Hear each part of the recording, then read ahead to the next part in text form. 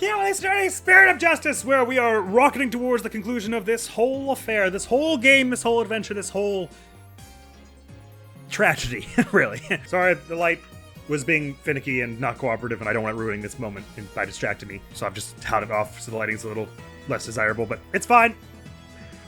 And I believe that the final memories of the victim will prove to be very important. Therefore, it is the opinion of this court that we should conduct another divination seance. Oh boy, can't wait. Why, you... Your benevolence. If you knew the full name of the victim seen in this photo, you'd be able to perform a divination seance, right? Of course. Leave it to me. Thank you. My father's full name is... Jove Justice.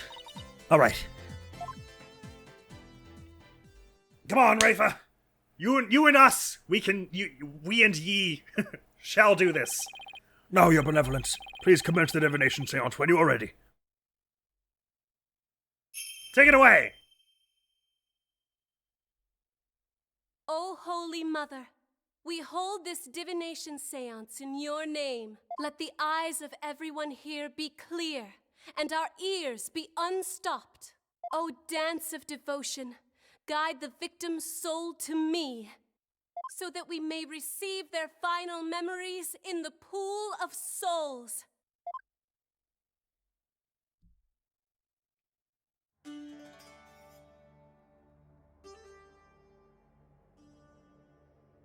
Should have brought popcorn.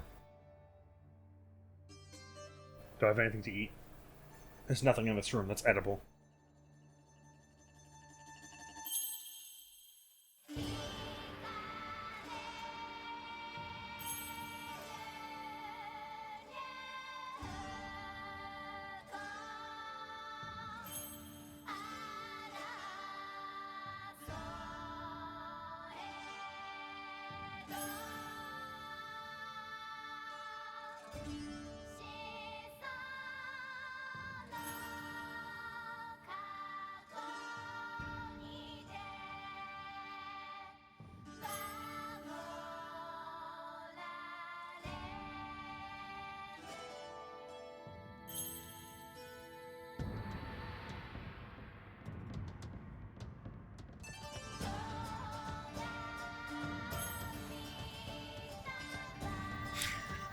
I'm not sure why I find it funny that, like, the camera, like, there's a little crash zoom when her hand movement syncs up with the music.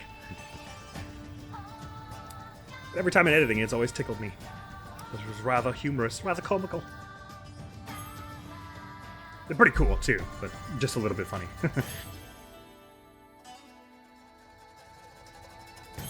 Nice work, man! You've been through the ringer today, but you still dance like a pro. Alright, let's do this! I can't wait to see what really awkward place he was looking when he died that makes it look really bad for all of us. Dirk especially. Burning is the smell, heat is the sense, the feeling, crying is the sound, little babby, that looks like Apollo with the hair, pain! That's a pretty sudden pain for for a fire. Metallic sound, a lighter was dropped, it's like a golden one. Okie doke. Interesting. I'm quite curious about your insights here. There was someone dead on the table, was there? Or it looked. I thought it was Queen Amara passed out. The spirit of the victim has granted us a window into his final moments. It would appear the divination seance was a success. So those were my father's final moments. I mean, fire's painful, but it's not that kind of sharp, all of a sudden, bang. It would be like the heat would grow more intense and then become burning, like an unbearable pain. So now that we've seen that, can we not also do a channeling to hear from his mouth what he thinks those moments meant? I mean, it's not. There's no precedent for that in... Actually, I was about to say there's no precedent for that in this court, except we had Abbott and me do it. That paper we saw must have been you, Apollo. I will now decipher the experience of the deceased. Are you ready, Hornhead? Yes, please proceed.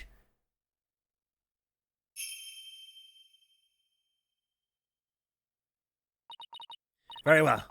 Here are my interpretations of the facts as gleaned from the seance vision.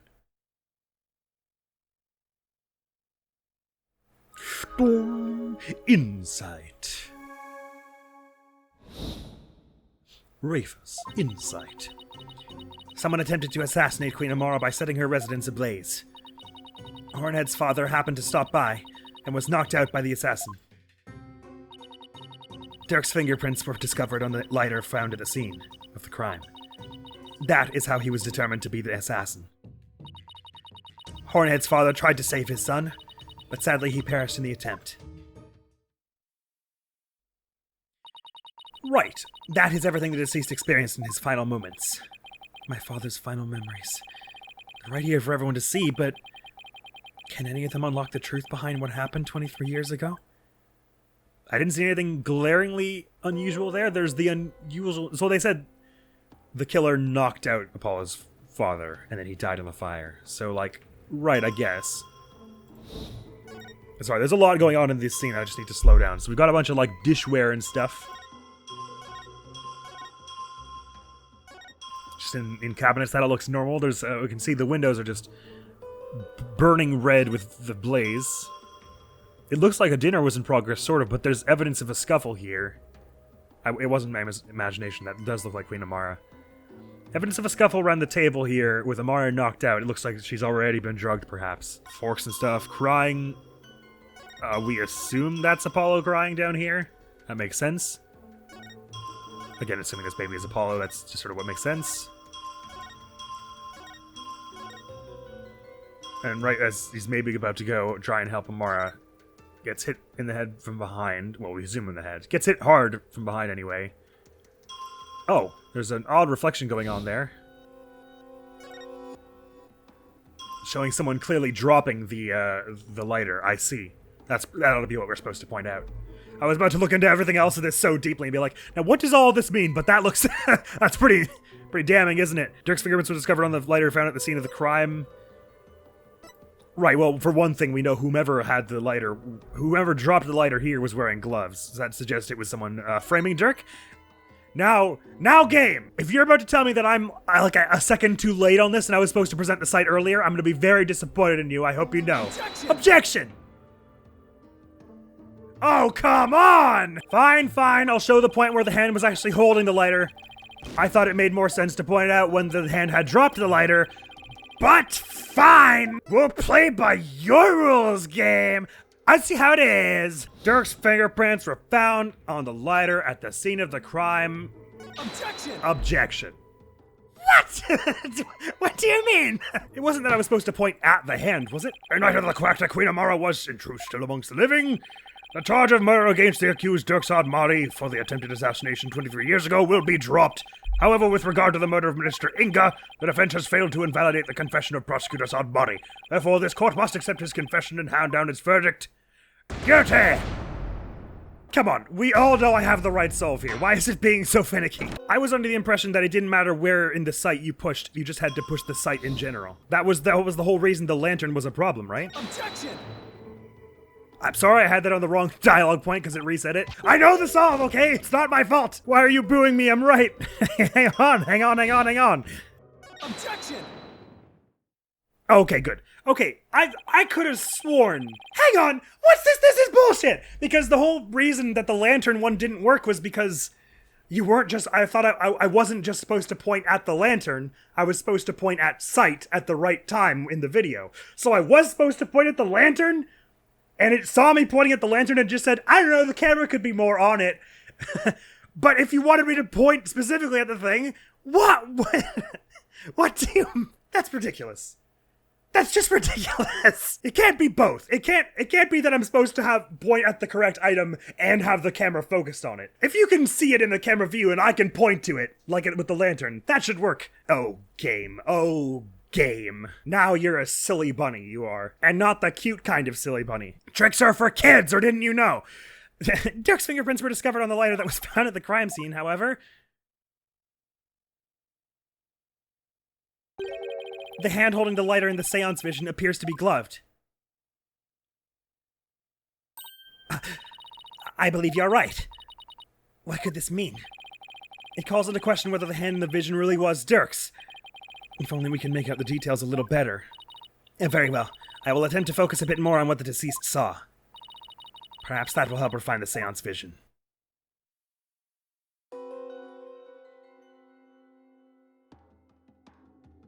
Tattoos on the arm? Oh, ruh-roh. Does Dirk have such tattoos? Well, it doesn't matter because it's a glove anyway. It does seem that there was a glove on that hand. Still, what significance could that have? It means that Dirk's fingerprints got on the lighter at some other time. Somebody could have even put them there after the fire. Objection! All you have is pure speculation, while the fact remains that they are his fingerprints. Therefore, it stands to reason that Dirk was the one who used the lighter. Objection! It just means I have to prove that the figure in the vision is someone else, using the information in my father's final memories. Those tattoos, do we ever see Dirk's arms a bit more closely? I mean, yeah, it doesn't look like he has such tattoos here, right?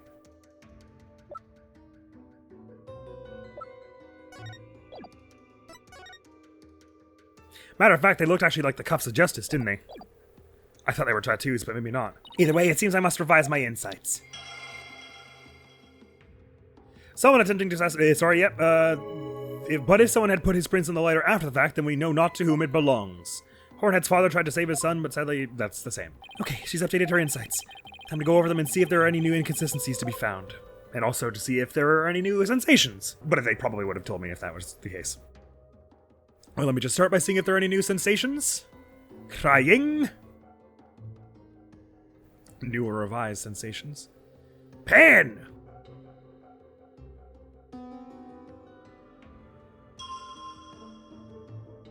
I mean, they look like the cuffs of justice, but they don't look nearly as thick as they do in this thing here.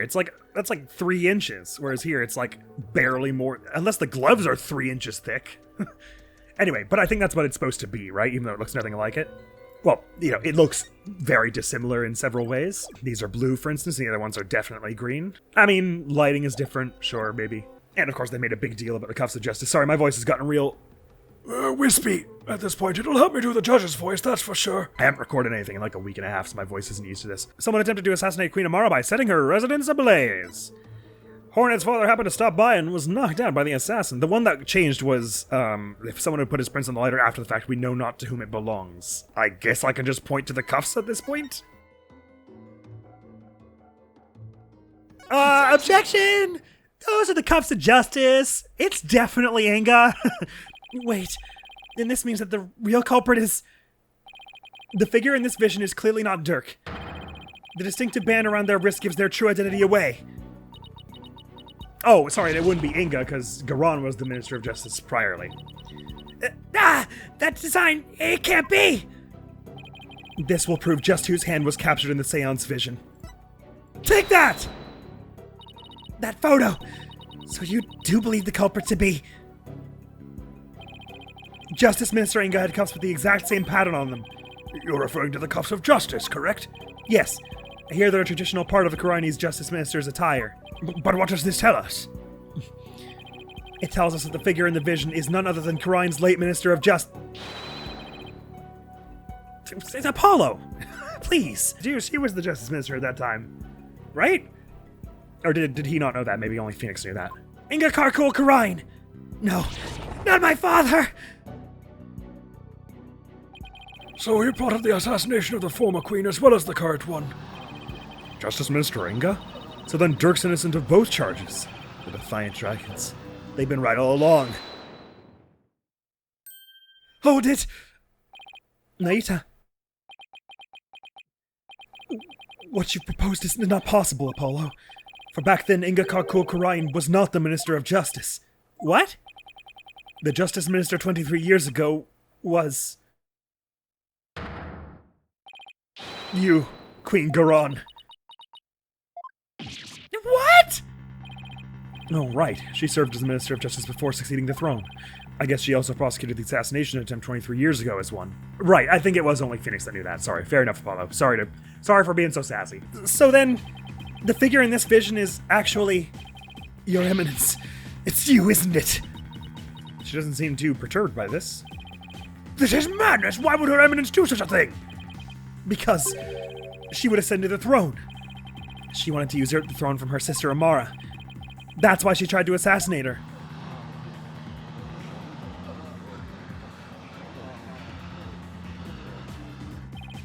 I find this all very hard to swallow.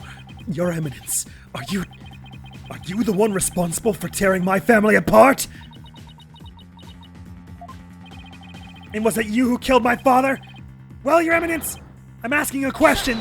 Such insolence!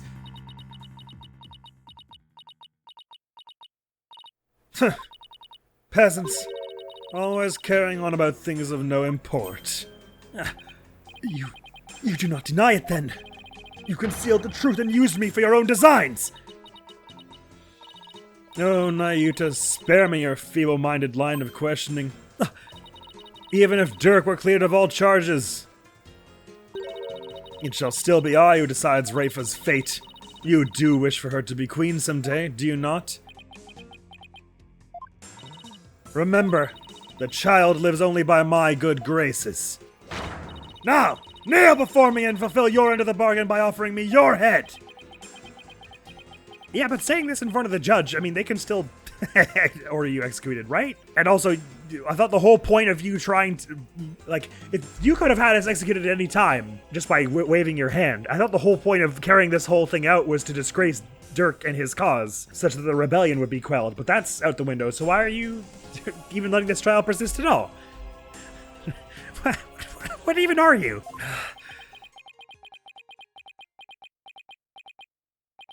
Your Eminence, I am done heeding your commands. Even as you used my sister against me, I still believed you. I believed that protecting your secrets was in the best interest of this kingdom. But you have been deceiving me all the while. Nayuta. Nayuta, you dare defy me? Shatora! Your Eminence, I can turn the other cheek no more. Therefore, I hereby retract my confession in the murder of Justice Minister Inga. Retract, you say?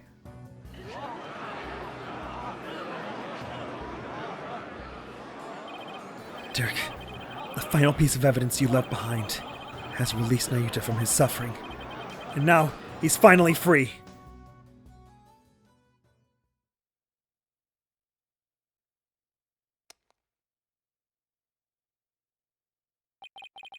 In all this time, not once did I reflect on my own conduct, for I had believed all was fate.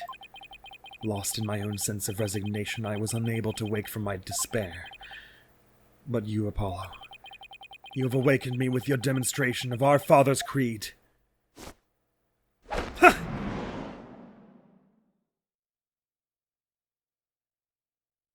A dragon never yields. Sorry, he's gonna say it. I will carry on Dirk's legacy and fulfill his dream. Hear me, Goron, I will cast you down from your bloody throne. Long live the revolution! Good speech. Nice and short. Leaves more time for drinking. Insolent fool! Now even you prattle on about a revolution. Her fake nails. Would you look at that? Well, Apollo, it seems we're finally making some headway down the road that Dirk carved out for us. Yeah. Now, if we could just prove Goron's guilt, we could continue on down that road, towards the revolution Dirk dreamed of. Your Eminence, you have been accused of the crime committed 23 years ago. Would you like to say anything in your defense? Not so fast, Your Magistry. For the cups could have been stolen and used without my knowledge, so you see they can hardly be considered proof of anything. Why, I believe you're right. But we know she's guilty. Well, lawyer, is there any other evidence you would have me refute? Unfortunately, this photo was the last piece of evidence Dirk left for me. So as far as evidence goes, I've got nothing else regarding that case in the past, but we can have him testify. However, now that Prosecutor Salmati has retracted his confession, we'll have to redeliberate the current case from scratch. Yes, the defense speaks the truth. That also works, yeah, sure. Even though it is clear who the guilty party is. Queen Goron, The defense accuses you of the murder of Justice Minister Inga Khura'In. I'm not saying all the other stuff. How could his name be any more long or pompous than it already is? But do you have any evidence, defense? Evidence that will prove Khura'In was the killer. There is still one more avenue for us to explore, Mr. Justice. There is? Minister Inga's final memories. In them, the minister's killer posed as Dirk. Therefore, one must ask, how did the killer dispose of their disguise?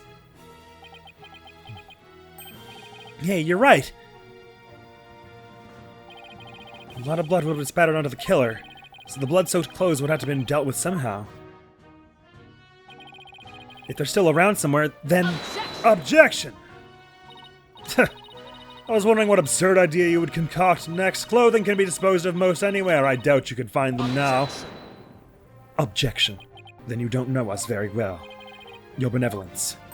Yes! On the day of your father's murder, you had been watching the courtyard from 2 p.m. Now, during that time, you saw Queen Khura'In, did you not? Yes, I did. I saw my mother entering the palace from the courtyard. But I was told not to mention it, because it had nothing to do with my father's murder. Rafa! You would not dare! When the queen headed into the palace, did she have Dirk's clothes in her possession? No. No, she did not. So they were burnt in the tomb, I guess, along with Inga's clothes? So maybe she disposed of them somewhere in the courtyard? Objection! The police did a thorough sweep of the area following the crime, but they did not find anything resembling Dirk's clothes. But you knew that already, didn't you, prosecutor? Yes. I admit no clothing was found. So you admit that you were merely speculating, chasing phantoms and delusions of evidence that never existed. This makes no sense. Clothing doesn't just disappear like that. So we're saying that she dressed up as Dirk, and somehow Inga, with his disorder that makes him find difficulty in recognizing faces, also magically thought that she was like a buff 40-year-old dude, I guess? This makes no sense. Clothing doesn't just disappear like that. If Khura'In wasn't carrying any clothes, she must have gotten rid of them somewhere. Somewhere where she thought they'd never be found. Underneath Dirk in the tomb, I guess? Where they'd never be found, huh? I believe Dirk's clothes were hidden here. Ah? Water? Like maybe she lifted up his body and put some more clothes underneath him?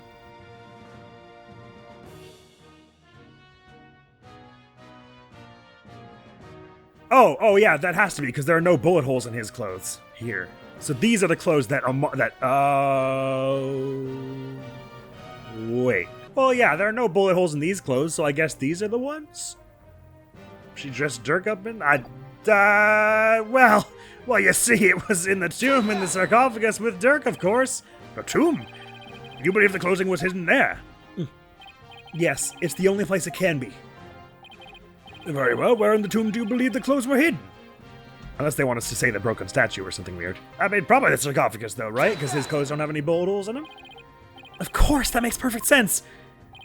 The clothes weren't simply hidden, they were returned to where they belonged. And by that you mean... The killer would have had to get Dirk's clothes from somewhere. Oh, so she just wore the actual clothes he was wearing and then put them back on him.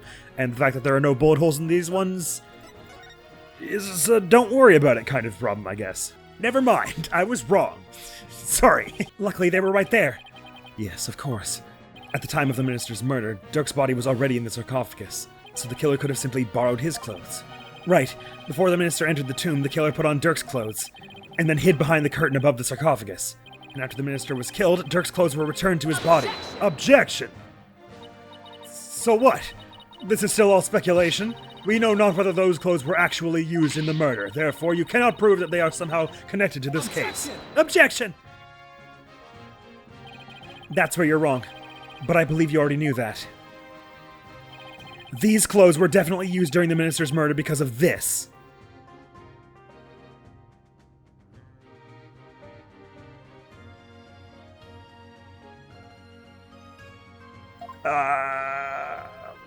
Well, I guess this blood here because it looks fresher and there's like not much blood here, so for his own gunshot wounds to have dripped onto here doesn't make sense.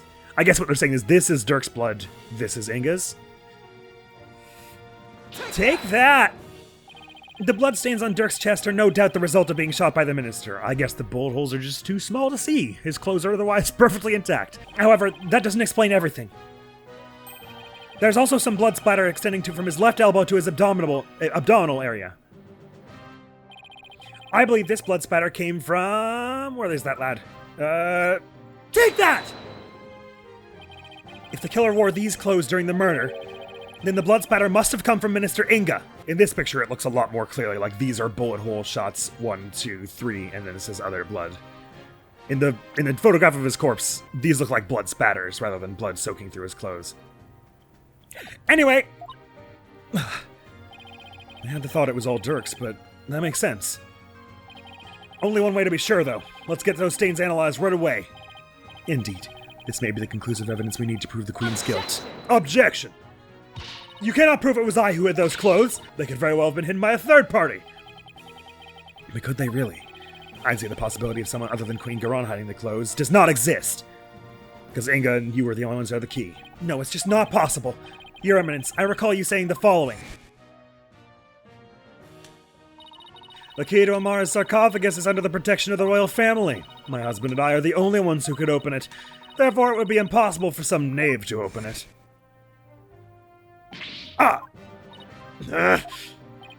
That was your own testimony, word for word. What? You insolent... Admit it. Only you could have hidden Dirk's clothes after they were used in the murder. And that means you are the one who killed Justice Minister Inga. Insignificant worm! You dare accuse me? Like how she's just been putting on her fake nails every time. The ruler of Khura'In?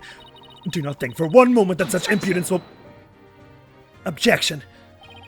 I'm afraid such arguments are invalid here in this sacred hall, Your Eminence, because even monarchs aren't above the law. It's the end of the line for you, Queen Khura'In. Time to come down from that lofty throne and face justice!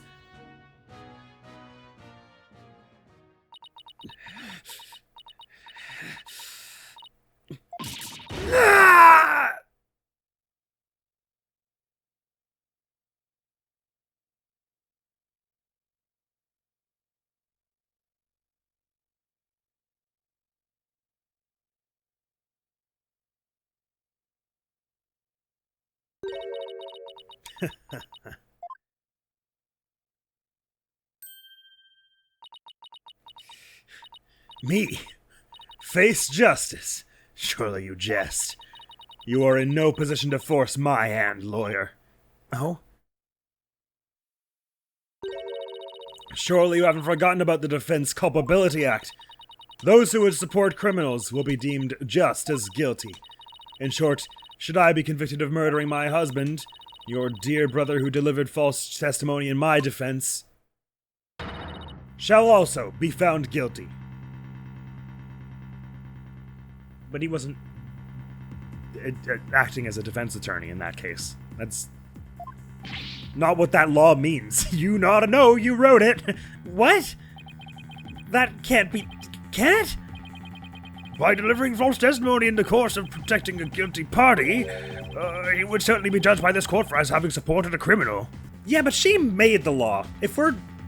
Surely once she gets prosecuted as guilty, like, the law she enacted should no longer be taken as... Like, we can make an exception, right?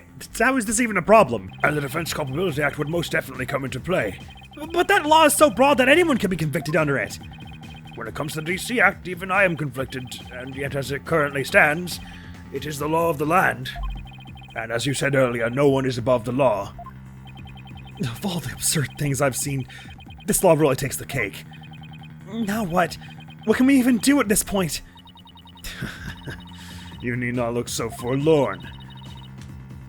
Also, can we not say that Nayuta protecting her under duress is not valid?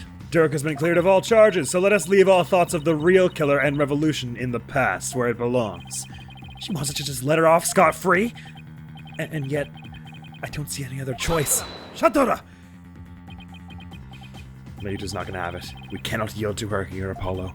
If it will move the revolution forward, I will gladly face the DC Act. Now do it! Accuse Queen Khura'In of the crime she has committed. But such insolence! What you speak of is not revolution. Our kingdom will not function without its sovereign, and Rafa cannot ascend to the throne, for she is as yet incapable of channeling spirits. Thus, to accuse me is to wish destruction upon our fair kingdom, you terrorist! Terrorist? If you would still insist on accusing me, then as ruling sovereign of Khura'In, I proclaim the following.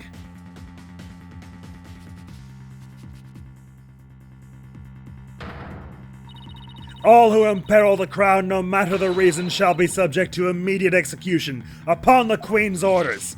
What? Immediate execution? Do you still not comprehend? Then let me be clear. For the sake of this kingdom's future, and in accordance with the laws of Khura'In, I command that you be put to death at once! No.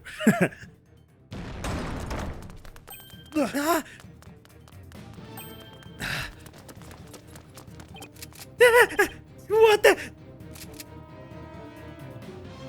Is he gonna knock them all out with his beads?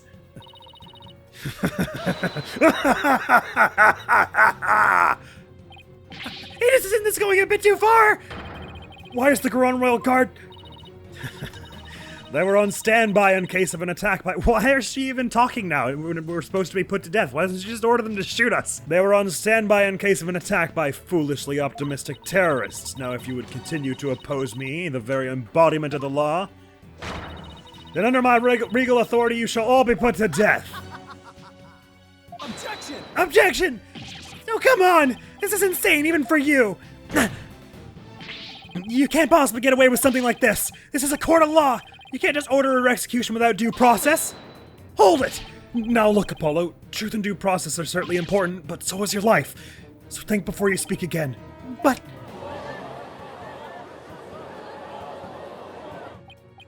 Please, Apollo, do not make this any worse than it already is.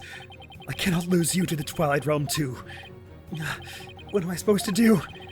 How do I win against an opponent that can rewrite the law as she sees fit? How can I ever bring her to justice? Is this really how it all ends? Dragon never yields, Apollo! Don't bow out now! It is your life or your accusation, lawyer. You cannot hope for both. It is time to cease this insanity. What do I do? Should I accuse Queen Khura'In? Try it! Shoot me! I dare ya! I know what I have to do.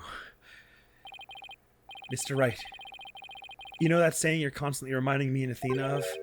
The worst of times are when lawyers have to force their biggest smiles. You never fail to surprise me, Apollo. Yuta, you know that creed we've been known ever since we were kids? A dragon never yields. Apollo, they are not merely words. They are what's carried us this far.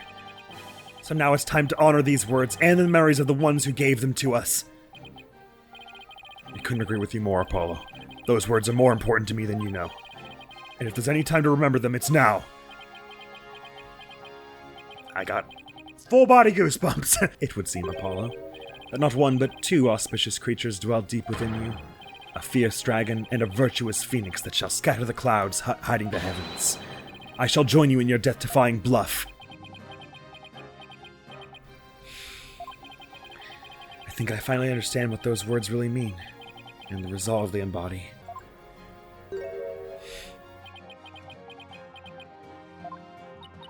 Are you smiling? Even in the face of certain doom? Is there no end to your defiance? Unfortunately for you, no. I won't let fear or even the law force me to abandon the pursuit of truth. Because there is another saying in my country, the truth will set you free. Indeed, that is precisely what Dirk sought to do through this trial. He wished for us to break free from a certain despicable spiders immobilizing silk threads. We won't be intimidated by unjust laws or given to fear. Abandoning the truth like that is just not a part of my playbook. There is only one path before us. Revolution. The time to make Dirk's dream a reality is upon us. Your Eminence, if you are the law here in Khura'In, then your very existence is wrong! Does your desperate bleating know no end? I know it's a bit late to ask, but what's the plan? Well, if Khura'In's going to execute us on the spot under the Defense Culpability Act, and the law itself derives its power from the authority of the Crown, then there's only one thing to do.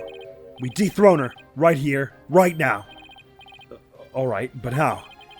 It's not like we have a lot of time to come up with a way to do it either. Summon the Holy Mother? Ma, if you could channel the Holy Mother right quick. Oh, only the Queen knows it. Mugger. I'm sure the Holy Mother wouldn't be happy with this anyway. It's not like we have a lot of time to come up with a way to do it either. I doubt she'll allow you to perform another cross-examination while we think. Don't worry, I'll come up with something. We'll be fine. I can't give up. Not now. We have to keep on fighting to the end. We can't allow these broken trials to go on. It's time to make things right.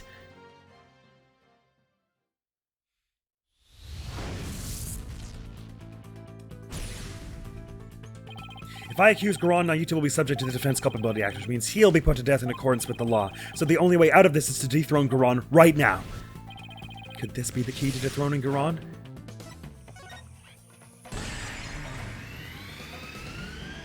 Is the Founder's Orb the key to the revolution? Dirk was convinced that the Orb is the key to the revolution and Khura'In's future.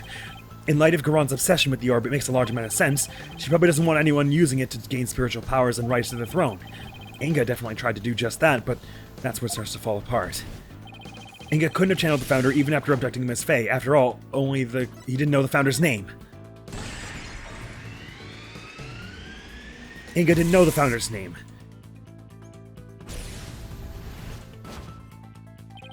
The name of the Founder is only known to those who become Queen. That means the only people who currently know her name are Khura'In and Amara. So even if someone else had the Orb, they wouldn't be able to channel the Founder. So that begs the question, why is Khura'In so fixated on the Orb? There's another person, maybe Rafe already knows the name?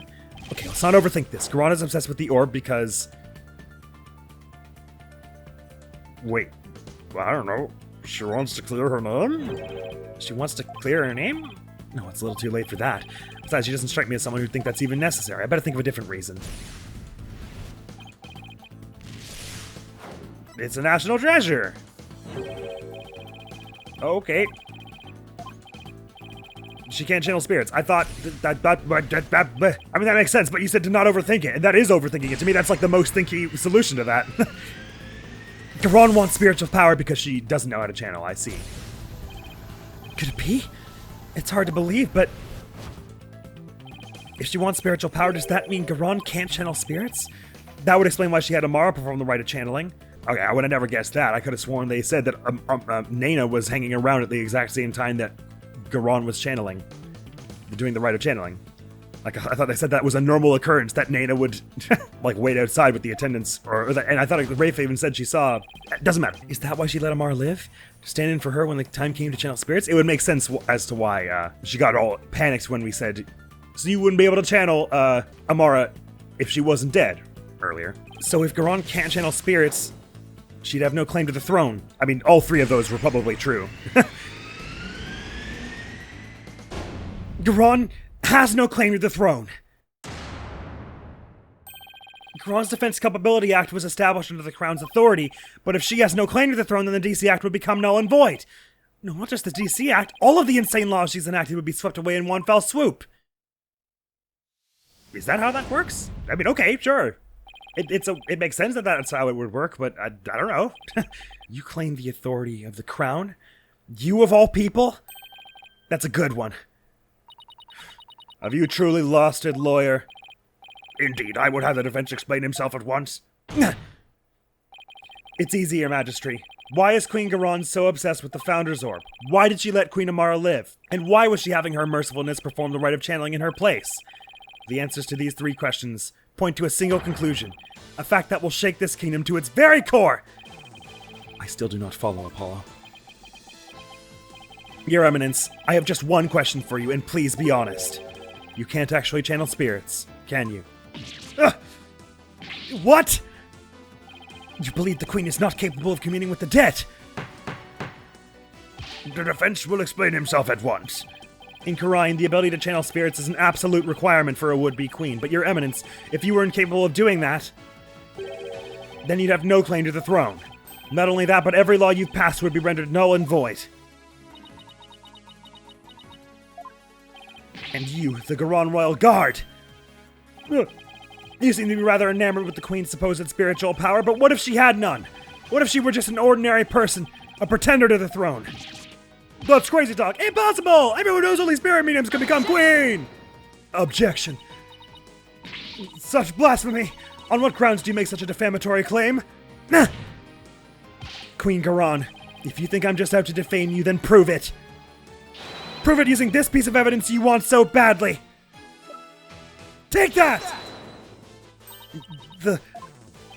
All the conditions for summoning the founder should be in place. With the orb, we know what the founder looks like. And as queen, you should know the founder's name. Now, if you would, your eminence, please, show us the great spiritual power you bear as Grand Priestess of Khura'In! Oh, to witness her eminence's great power with her own eyes? Then the Holy Mother will appear before us! Oh, great miracle of miracles! Praise be, your eminence, may your mighty spiritual power show us the way! Urdihara, Garon! Enough! Enough, I say, you mindless cretins! Your eminence? Can it be that you cannot? No! I want a lawyer! Someone one at once! Objection! There are no lawyers in Khura'In, ma'am. Aren't you forgetting something? There aren't any lawyers left in Khura'In. You can thank your Defense Culpability Act for that. Your Eminence! Please give us a glimpse of your magnificent spiritual power! Summon her holiness so she may guide us! I have heard enough from you! Out of my sight! All of you! If you truly are capable of channeling spirits, then get on with it already, your Eminence! You sneaky, underhanded wretch of a lawyer! That reminds me, you said something to this effect earlier. It is time to cease this insanity. Don't you feel stupid for saying that now? Indeed, of all the things she has said, I can think of nothing more ludicrous.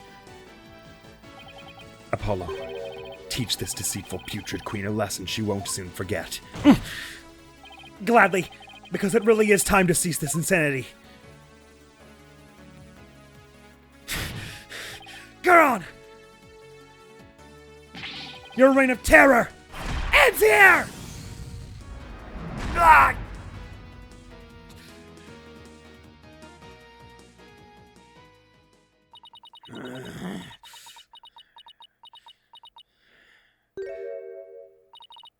Very well. Demonstrating my facility as a spirit medium is something. Behold the magnificent power to commune with the dead. Ah, Your Eminence! Are you about to do a seance? That's not the same thing. Channel, please. O great spirit of the founder who dwells in the Twilight Realm, heed the secret covenant of the orb, and appear here before us. Here it comes. These guys. Something else.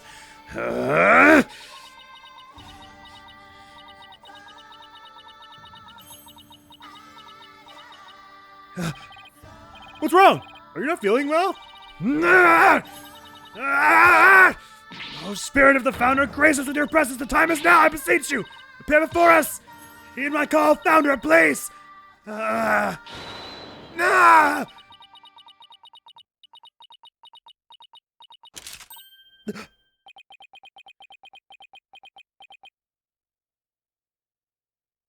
No, wait! I was just warming up. The rite actually starts from now. Look.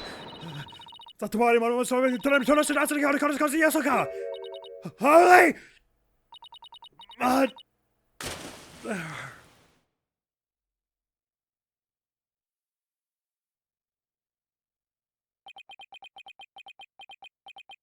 Is she dead?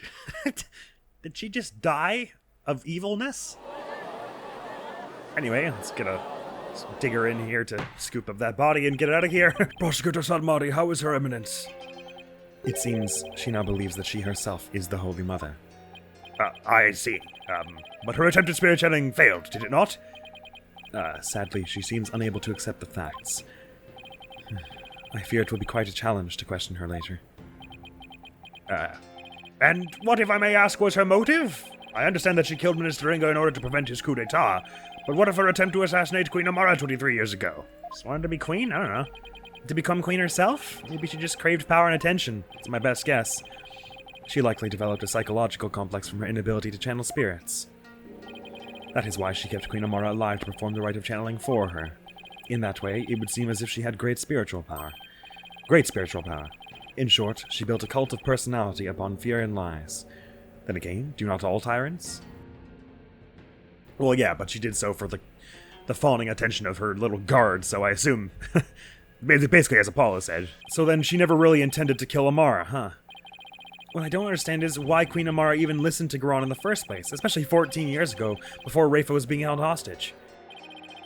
Why would she keep letting the people of Khura'In think she was dead? Well, she kept quietly performing the rite of channeling for Khura'In. My mother is a gentle soul by nature and loves her sister dearly. So when Khura'In told her to hide because Dirk was out to kill her, she believed it. What? What's more, she did not wish to tarnish the name of her beloved sister. That is why she acquiesced so obediently to Khura'In's request to keep channeling for her. But then she went and met up with him 7 years later, 8 years later, and had Rafa? What happened? Sorry, can you explain again, Naita? Until she fled with Dirk, and was told the truth, that is. Oh, but by that point she was already stuck in, and Rafa was already... Well, she was a baby. It's not hard to sneak a baby out of a palace, especially if you can shapeshift like Amara can, or indeed channel. So that's what happened. And since Rafa was being held captive, I imagine Amara had no choice but to help cover up the truth behind his murder. I mean, she doesn't look that held captive. I think what they're saying is... Well, no, because the DC Act was enacted 23 years ago. And if this is Rafa, then he'd already been on the run for 8 years. So at that point, she ran away with him. He said, by the way, I didn't actually try to kill you. And she was like, oh, that's neat. And then they had a kid, they had Rafa together, and then Amara brought Rafa back to the palace to be held captive? They make it sound like Rafa was already being held captive when she fled with Dirk. But if when she fled with Dirk was 15 years ago, Rafa wasn't born yet.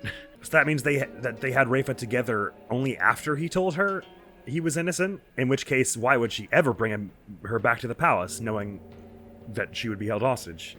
I don't really understand what's being said, if I'm honest. Well, hang on. Are they maybe saying that they ran away together, had a kid, they were on the run for like a year, long enough for her to grow into like a 1-year-old baby like she is here, and then only after they had Rafa... Well, what?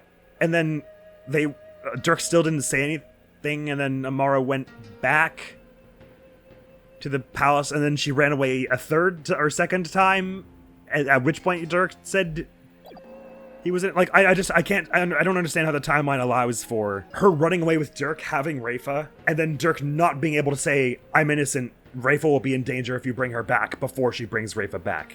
So I don't understand how Rafa was held hostage, as they say.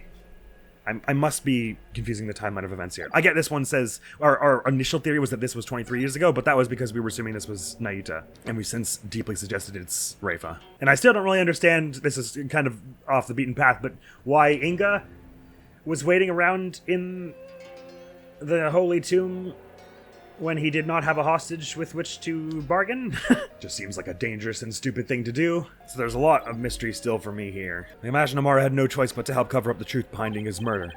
Yeah, living secretly as Rafa's servant Nina, no doubt only deepened her love for her daughter. She'd do anything to keep her safe. All the more reason to hide the painful truth from her. Well, that was a case for the ages. Prosecutor Sanmati has been cleared of all suspicion in the murder of Minister Inga, as has Mr. Dirk Sanmati in the assassination attempt on Queen Amara. Now then, I think it is high time I handed down my verdict on Dirk and Nayuta Sanmati. Not guilty.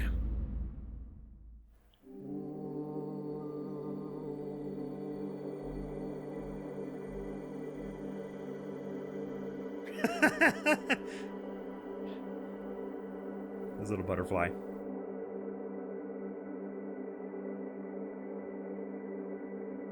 Yippee! Happy times. Dirk, I hope you're watching. I proved your innocence. Nayuta's smiling again. And that revolution you've always dreamed of is finally happening. With this, may I finally say this court is adjourned. Wipe that sweat from the brow. Looks like we did it. May 19th, High Court of Khura'In. Accused lobby. Way to go, Apollo! I was on the edge of my seat when those guards stormed the courtroom. It was a shocker, all right. Can't imagine anything like that happening back home. I know, right? I was ready to go on down there and teach them. I read that really wrong, sorry. I was ready to go on down there and teach them a lesson myself. Really? I was barely able to hold her back. Hold me back? Oh, you were about to go ballistic for after a while there, Athena. Yeah, well, I was thinking about helping you smack a few of them down too, to be honest. Remind me to never say or do anything to deserve a Maya Athena double suplex. Remind me to do everything to deserve a Maya double. You did a fine job out there today, Apollo. Thanks for all the great advice, Mr. Wright. Nah, it was all you. That perseverance and never say die attitude you showed was impressive. I actually learned a thing or two myself. What? From me? That's a laugh. There were any number of times where I wouldn't have blamed you for giving up. But you stuck it out to the end and came away triumphant. My sheer force of will and inner strength forged in countless trials. You overcame the most desperate and hopeless situation I've ever seen. I don't know about all that. I mean it. You've really come a long way, Apollo. I've nothing but respect for your abilities as an attorney. Really? Aren't you exaggerating just a little bit, Mr. Wright? You did it, Apollo! You finally won his seal of approval!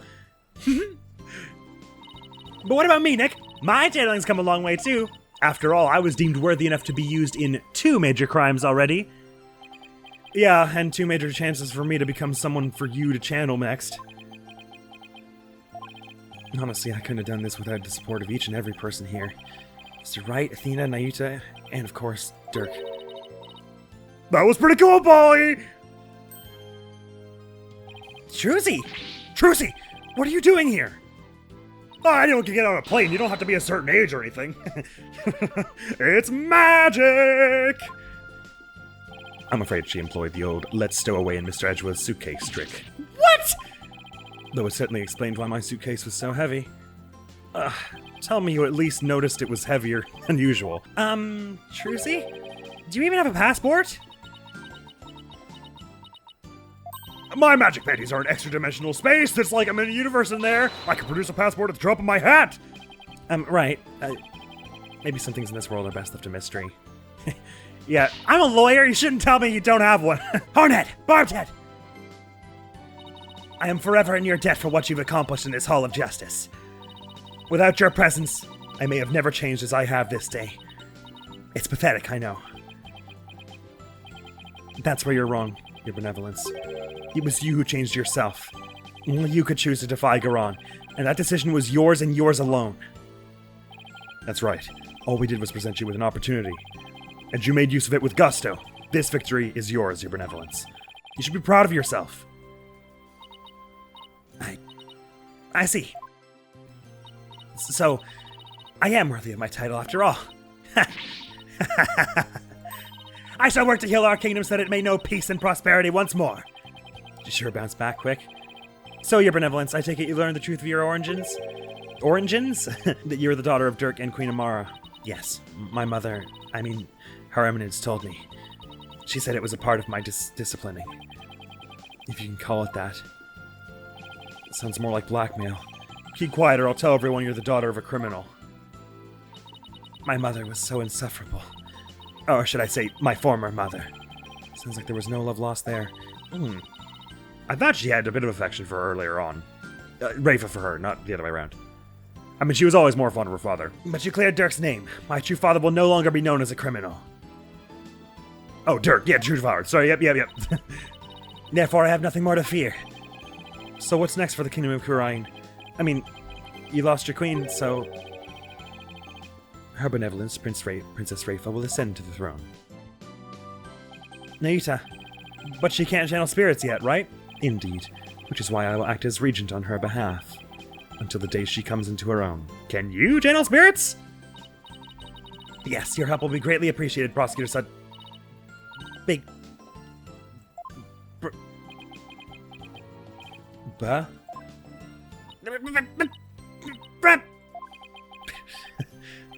Is she going to say what I think she is?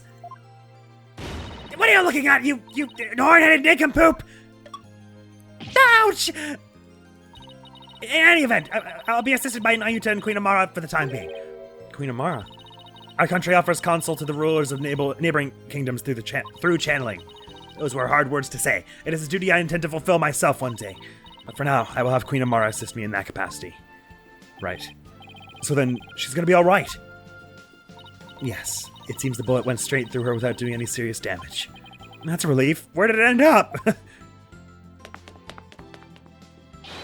You did it, AJ! Thanks to you, both Dirk and Ayuta beat the charges against him! And you got the revolution rolling to boot! The revolution. Dirk, I guess you were right to believe in me after all. Yes, sir! There's gotta be some major changes around here. The legal system's gonna return to its rightful state, like how Dirk always wanted. And the name of Apollo Justice will go down in Khura'In's history. Yeah, right. Oh, Nayuta, before I forget, there was something I wanted to give you before I head back home. You wish to give me something? Yes, as Dirk's birth son, I think you should have this. Take that! It's a gift! This is Dirk's. I have to get back to the States. And I know you're a prosecutor and all, but as the man that's going to change Khura'In, it's only right that you have it. To change Khura'In. Yeah, in Dirk's place. Apollo. I'm afraid I must refuse your gift. What? Why? There is something I would like to show you. Huh? What's this all of a sudden? Mr. Wright, won't you and your friends please join us? Oh, sure.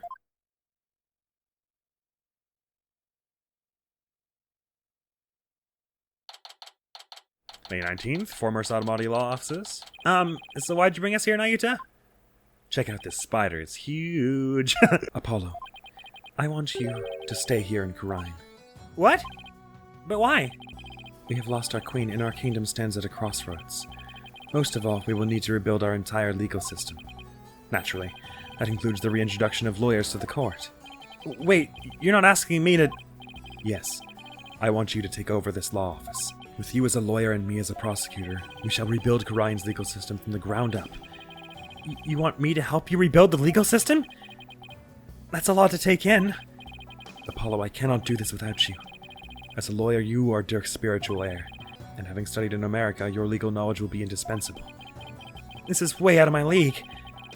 The revolution is still in its infancy, but it was Dirk's dream to restore the legal system to its rightful state. Will you not help me realize that dream? Come on, AJ, you know it's what Dirk would have wanted. Let's do it together. You must be taken aback by my sudden request, but please, give it some thought. Of course. I'm honored that you asked. Still, I have my job back at the Wright Anything Agency to consider, too. Don't you worry about that, Apollo. Besides, this is something only you can do. Something only I can do? I mean, to be completely honest, our office would be a bit short on firepower without you around, but hey. Mr. Wright. Actually, I'm sorry, but I can't get on board with this. Athena? I mean, there's still so much I want to learn from you, Apollo. That's right. It won't be the same without you. And everyone back home will really miss you too. There's no way I can agree to this. Still, if you really wanted to stay. Yeah, Athena's right. It won't be easy, but... Athena, Trucy. Apollo, no one but you can make this decision. Know that I will not question whatever choice you make. Our flight leaves tomorrow morning, Apollo. Think you can make up your mind by then? I'll try. Talk about a difficult decision. I hope it does not make me pick, because I don't know how I'm supposed to do that. Should I go back to the US and continue working at the Wright Anything Agency? Or should I stay in Khura'In and help Nayuta to rebuild the legal system? What's the right thing for me to do? Really, it probably is the staying in Khura'In. That was kind of... Dirk did legitimately say himself that he had hoped he would take this over someday, and if Phoenix is right that this is something that only Apollo can do, which I'm not 100% convinced that's true. I think he's in a good position to improve it with all his experiences and everything, but if they're positing that Apollo, it won't... The country won't be rebuilt well without Apollo, I guess the right thing to do would be to stay. I just don't want them to make me pick that. Because I can't do that to Athena and Trucy and Phoenix. I'm okay with letting Apollo do it. May 20th, 8 a.m. Temple. The bus to the airport will be here any minute. I wonder where Apollo is. Do you think he decided to stay here in Khura'In? He would have told us anyway. I bet he was up all night thinking. This is a life-changing decision after all. But whatever he decides, I'll have to accept it. I guess this means no more courtroom battles alongside him. Hey, guys! I know that booming voice anywhere.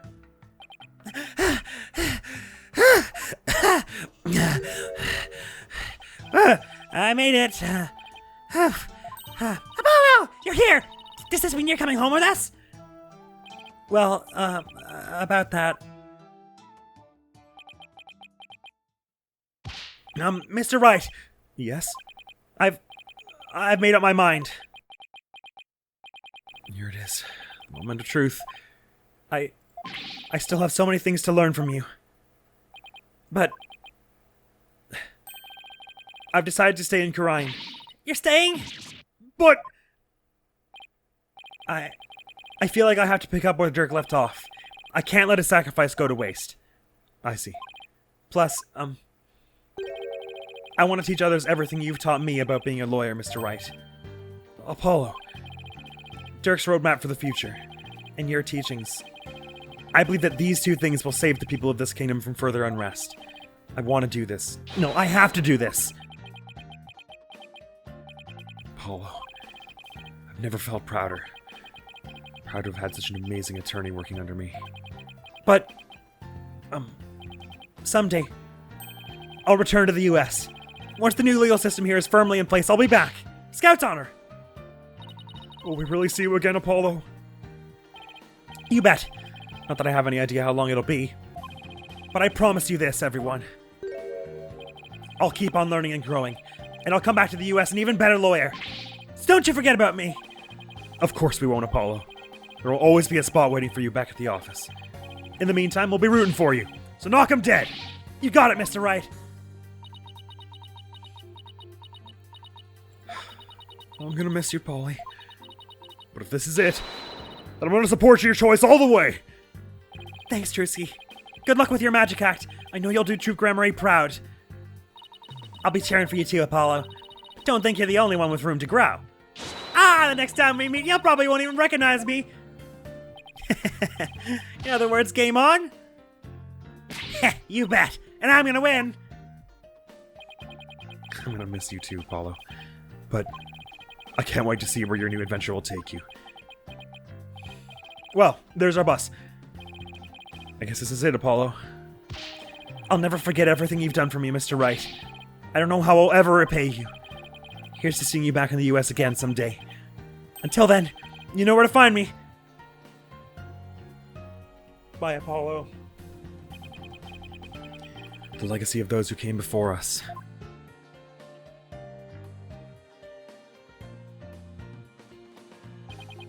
Is handed down from parent to child. It's cool also because earlier, when Apollo was like doing that thing where he held the dragon never yields and the worst of times when a lawyer had to force his biggest smiles thing, Phoenix mentioned something about honoring the people who came before us. Like, there's no better way to honor the people before us than what you just said, Apollo. And of course, it was Mia who told him, worst of times when he forced his biggest smiles. That thing. The legacy of those who came before us is handed down from parent to child. But we take a much more optimistic twist on it than Khura'In formerly did. And from mentor to disciple, we must never stall or stagnate, but continue to grow and change. All that we've been taught, the beliefs and convictions that have been passed down to us, we must continue to nurture them, so we in turn can pass them on to the next generation.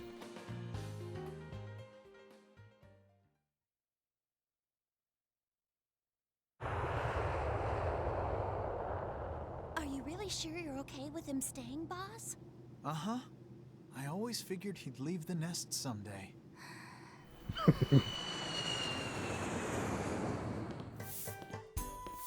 They're probably all hella jet lagged. I think they're almost here. Just a little. Got it. Huh? I'll be easy. Why don't we go? It's a step ladder. You got to be careful. Oh, is this like her coronation, I guess? Or is it something similar? Of course, this is Rayfa's theme playing after all. Hi! Apollo's just like, it's Apollo from work! You recognize me?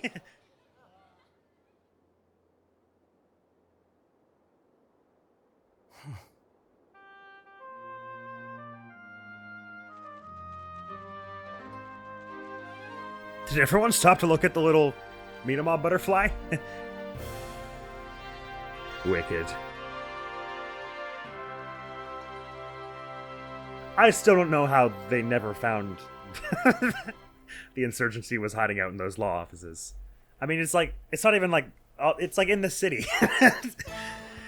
Yahoo! We did it! It's over. I'm not gonna start with my entry game because they're testing me now. Go on, Mr. Hat, introduce yourself. I'm the amazing Mr. Hat. Nice to meet you. I wanted to take this opportunity to announce my solo debut. It seems Mr. Hat doesn't want Apollo to leave him in the dust. We're fierce rivals, you know. I can't let him behog the spotlight. It's just not the same without Polly, is it? Yeah, I kind of miss him too. I know! We should go visit him in Khura'In. This is the part where they test me on all the voices of the game so far, and I have to remember all of them, so I have to be close, I have to be on it for here. After seeing Mr. Justice in action, I gotta wonder, what can I do for Khura'In? I got to thinking, what can I do for Khura'In? Dedicated to me tourism! I'll develop Khura'In's tourism industry and bring in more visitors. I'll roll out a night tour centered on the Founder's Orb. Oh, and make a museum dedicated to the Defiant Dragons. Boy, the ideas just keep on coming. Best of luck, Albie. Be very, very careful where you trespass on with your dog. Please. I don't want to have to defend you in a future case. Music's good vibes. I want to congratulate you on becoming a forensic investigator, Detective Sky. Thank you. The prosecutor Samadi says he has need of me, so starting tomorrow I'll be working in Khura'In for a while. Look at it this way. It's sure to be an educational experience. True. Plus I can't let that kid show me up either. I'll see what I can do for Khura'In's revolution. Now, challenges have a way of helping people grow. I look forward to our next investigation upon your return. That kid meaning Apollo, I guess? Since they're kind of old friends. Darn that forehead face! Ever since he revealed the secret behind our teleportation trick, show requests have totally dried up! We'll be out on the street if we don't find some work soon. Maybe we should take Trucy up on her offer. She said we could make our debut as magicians at the Write Anything agency. Shut up! I'm gonna show her up someday, and on my own terms!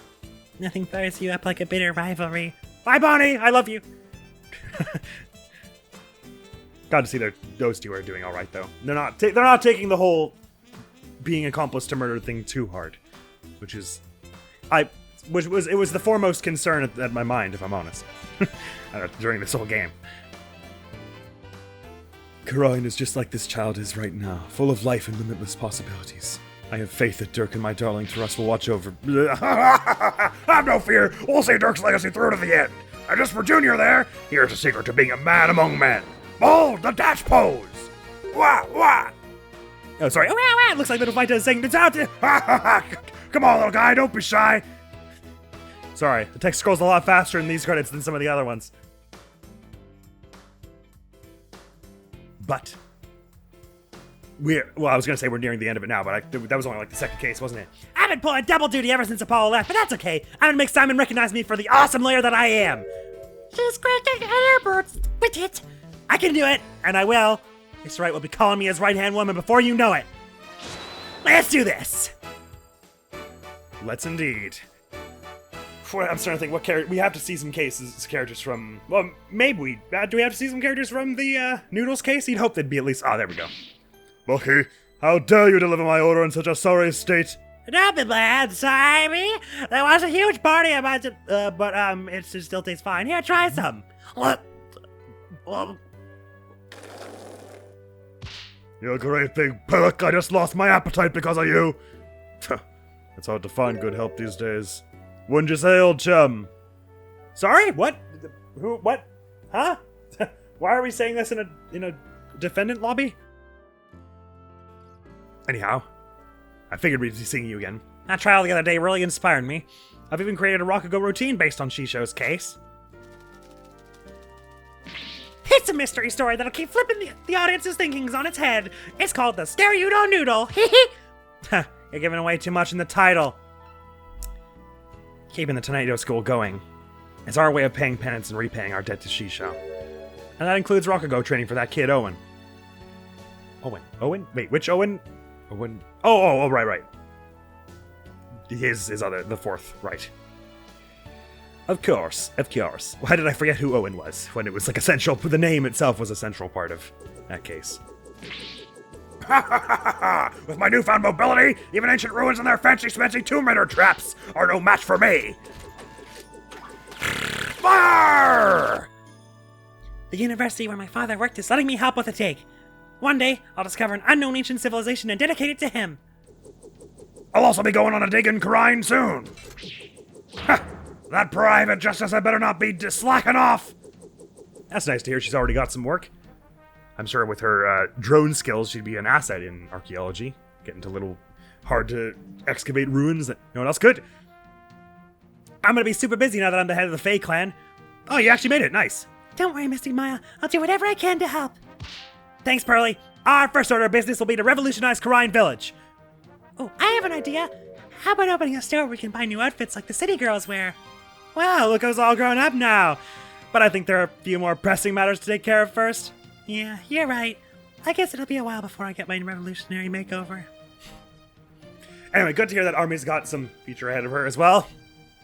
It's always nice when you get to see everyone in the credits is doing fine. You see what I did there? Anyway. Mother! Now that you have stopped being Nana, I want a new Nana. I wonder if there would be anyone willing to serve you in that capacity. You are quite a handful, after all. I am? With a simple wave of your hand, you would have your attire changed, meals prepared, and even your teeth brushed. To think I put such undue burden upon you, you, a grand priestess of Khura'In. Fear not, Rafa. You'll have plenty of time with which to make amends. Perhaps you could start with one of your famous shoulder rubs. I just got shot yesterday, in case you forget, so, you know. Maybe want to give you a little something for that? Actually, I'm surprised she's up and walking around at this juncture. But if they said it was a bullet straight through. Her benevolence has taken to calling me Braidhead. Even worse, she trembles and her face turns red when she speaks to me. What have I done to deserve such animosity? Oh, it is true that I am merciless within the Hall of Justice to be given such a dismissive name, entirely uncalled for. Oh, what am I to do? Perhaps I shall consult Apollo about this. I'm sure she does that because she starts to say brother and is very uncomfortable with it. Anything more from Polly here at the end?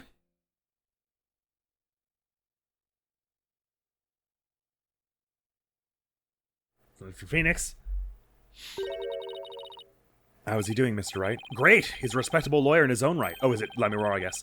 He even has his own practice called Justice Law Offices. Thank you. This wouldn't have been possible without you. Oh, before I forget, I made a copy of this photo for you. A photo? Oh! Jove. I don't remember Lemuel's voice, sorry. It is so good to see him again. Don't you think it's about time we told him the truth? After all, they've both grown into fine young people now. Yes, you're right. Perhaps it's about time they knew.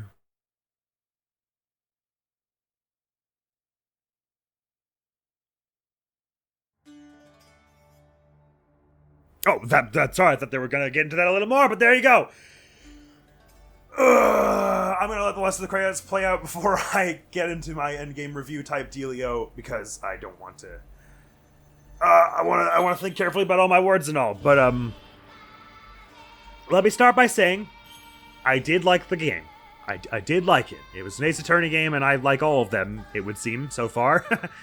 I'm quite excited to play some of the spin-offs now, for sure. If I'm not mistaken, no, I'm forgetting.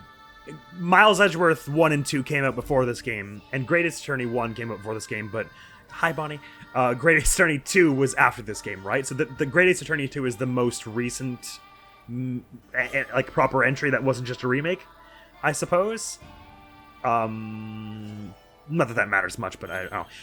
What I'm getting at is I've not yet played, like, the most recent, with all their everything game in the series. That would be the one you would expect to be sort of the most impressively put together and all, but... Just something I thought worth noting. To sort of put like the preliminary groundwork for my review before I get into like the more strict specifics of it, I do think this game was probably one of the weaker entries for me, at least for me and my taste of it. But it was among the weaker entries for me in a number of aspects. But in some ways, it was one of the strongest games. Like for instance, I think that the mystery, like the actual murder mysteries, to say nothing of the logic portions of them, the murder mysteries and and also the humor in this game were like at the peak of the game, in my opinion. I think that like this was one of the funniest games in the series, which was part of what made me able to keep going. Although I probably definitely should have taken a break in the middle because of how this game made me feel. But yeah, the mysteries in this game were off the chain. They were some of the best in the series for sure, in terms of like their complexity and. I didn't think all of them made sense, but the parts that made sense were very cool, and the ways the murder were carried out were almost always super cool. Like, especially the one on the stage was really cool. The way, even though it kind of comes out of nowhere at the end a little bit, and has a lot of things that doesn't make much, has some things that don't make sense about it. It's still like the actual, just to think of that is so creative and amazing. So I'm. There were many, many things in this game that I was quite pleased with, even if I thought it was one of the weaker entries overall, and I imagine this means we're headed to the end of the credits, now that we've caught up to the epilogue, so we're about to have, if there's any kind of post-credits scene, that's coming now, and otherwise we'll be headed back to the title, and we can go look through some of the, I don't know, maybe they have an art gallery or something, that we can look through, like in the previous game.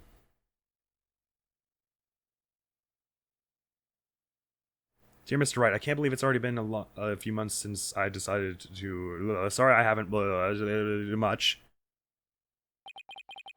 Dear Mr. Wright, I can't believe it's already been a few months since I decided to stay. I'm sorry I haven't been good about keeping in touch, but things have been really hectic. Rebuilding a legal system I'm not yet familiar with has been a real challenge. But I will say, it's given me plenty of work to keep me busy. Sorry, my voice is kind of gross at this point.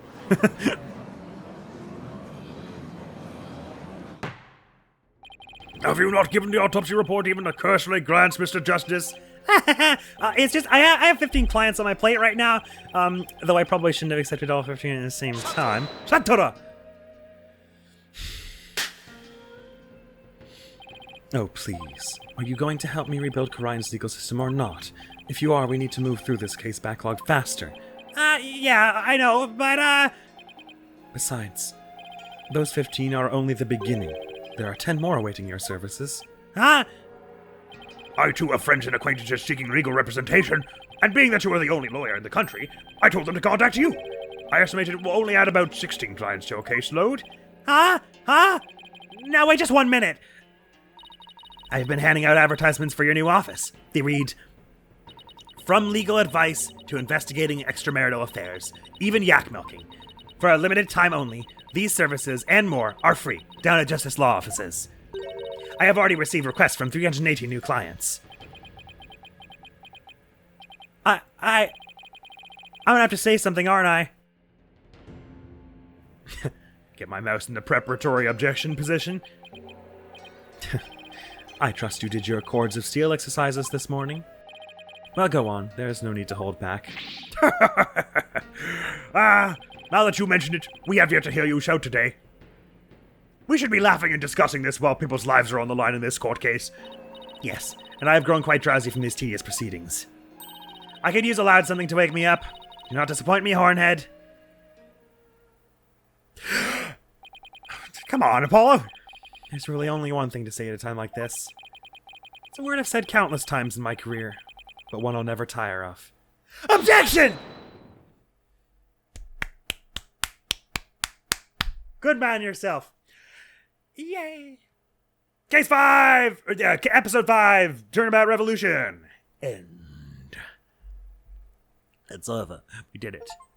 Achievement! Damn it. Steam updated and deleted my cool Fire Emblem achievement sound. Anyway, we did it! Oh yeah, there are different costumes for this game. He gets the Don Tigre outfit. That's actually kind of awesome on him.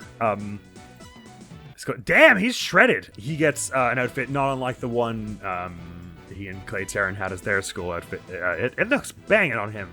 And she gets a très bien outfit that looks absolutely ridiculous. So there's the Orchestra Hall, Art Library, and Animation Studio, and accolades? Oh, these are like just the achievements, I guess. Spirit of Justice Turnabout Time Traveler for completion of the special episode of Spirit of Justice from its opening chapter. So there's a, like a DLC? Yes, it seems there is. Time Traveler, so does it have something to do with the Great Ace Attorney series? I thought I'd heard that there was a DLC case for this game, but, I had sort of forgotten about it until just now. This is cool. There's a little version of here that doesn't have the brass in the accolades menu. Oh, character designs and, like, concept art and stuff. This is sick. This is the stuff we want. Where's the one with Bonnie? That's all we need to find, and then we'll be good. Oh, hold a tick. Some of these other designs for Wraithful are actually kick-ass. Dude, all these other designs are cool. I don't know how they decided in the end. I like the ones where the braids like come down and then back up in. That's pretty cool looking. It was also pretty cool that his dragon tattoo is like under this Goron regime hand fingerless glove thing. I'm sorry, we were deprived of this? How is this not just like at least an alternate costume for him? This is so cool. Wow, this concept art was detailed and like exactly as it looks in the game. That's crazy. The fact that they made the animations look like exactly like these hand-drawn sketches is pretty incredible. Okay, I do kind of wish we got to see this crown in game, although I didn't mind this one.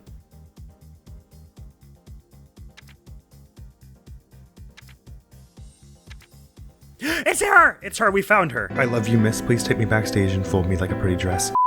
It's finally here, and this is the designs on their umbrellas, which are pretty cool. Parasols, I guess they are. I never noticed how, like, one's, like, buttoned over here and then buttoned over on this side as well. It looks really cool. So Bunny was not the only animal they considered. Unless that was supposed to be the bat, Betty, when she gets revealed. Well, nevertheless, I will not show you absolutely all of the concept art, much as I would like to look at it myself. You can, of course, see it for yourself in game. So regarding the DLC case, I think what I'm going to do is I'm going to play that DLC case whenever we start our next Ace Attorney. The first few episodes will be us doing that DLC case, and then like episode 4 will be starting the actual game in question. Like I'll do the DLC case whenever we are next playing an Ace Attorney game, because of course we still have Phoenix vs. Layton, Miles Ashworth Investigations, and the Great Attorney Chronicles to contend with. And I wouldn't be astonished if before I got to playing one of those, they also released an Ace Attorney 7, since with all the Ace Attorney hype of late, and all the re-releases and stuff. And at that point, I can't wait to see where they go with 7. Wow, Bonnie is not having a good time in any of these. She's getting hit in the face in this one, having to hold up Betty in this one, being astonished. Maybe we'll go over to this one. She's a little happier in this one. I think that's what I'll do, unless I'm told otherwise. That I'm assuming that DLC case is not crucial to the story of this game, in part because I know I have a few very I'm gonna get this light back on, even if it's a flickering, it's probably better than the darkness that is in my room currently. I know I have some very dedicated Ace Attorney fans in chat, as it were, and in Dual Destinies, I was given fair warning that the DLC case in that one takes place over the course of the game, and therefore is kind of worth playing to get the whole context of everything, Phoenix getting his badge back and so on. Since I was not giving any such warning in this one, I'm assuming that means it's just a fun little side thing that does not impact the main story of this game majorly. And I kind of don't necessarily want to play it hot off this game, considering my tensions are still so high.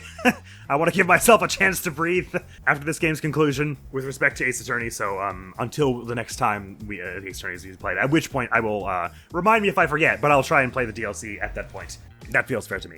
Unless I get word otherwise that it's absolutely crucial that you play the DLC for this one to understand any of what's going on in Spirit of Justice, in which case I will make an emergency effort to go play it right away. And so now it's time for me to stop stalling and start the review.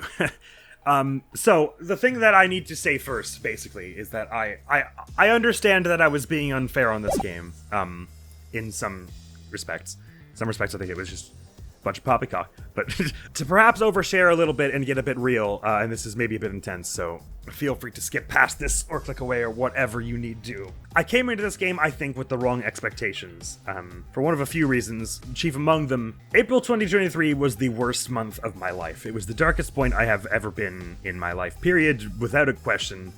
I called a suicide helpline to give you a sense of what I'm talking about, and that I'm not saying that, I'm not exaggerating. That was the worst time in my life, essentially. Ace Attorney Dual Destinies was a game we were playing at that point, and I friggin' well needed it. That game, very much, it helped me. It definitely helped. for me, what that game was about a lot of the time was overcoming trauma. And that was a lot of what Athena's story was about, and I very much identified with it. It was a story that helped me during that time. You may have noticed this about me.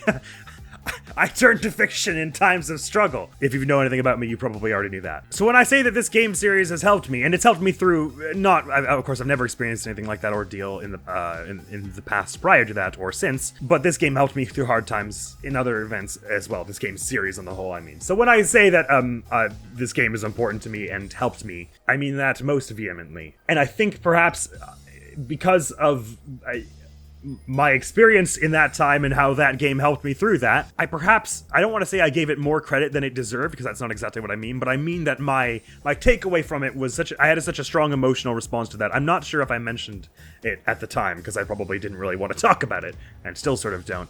But suffice to say, there are some intense emotions between me and this game series.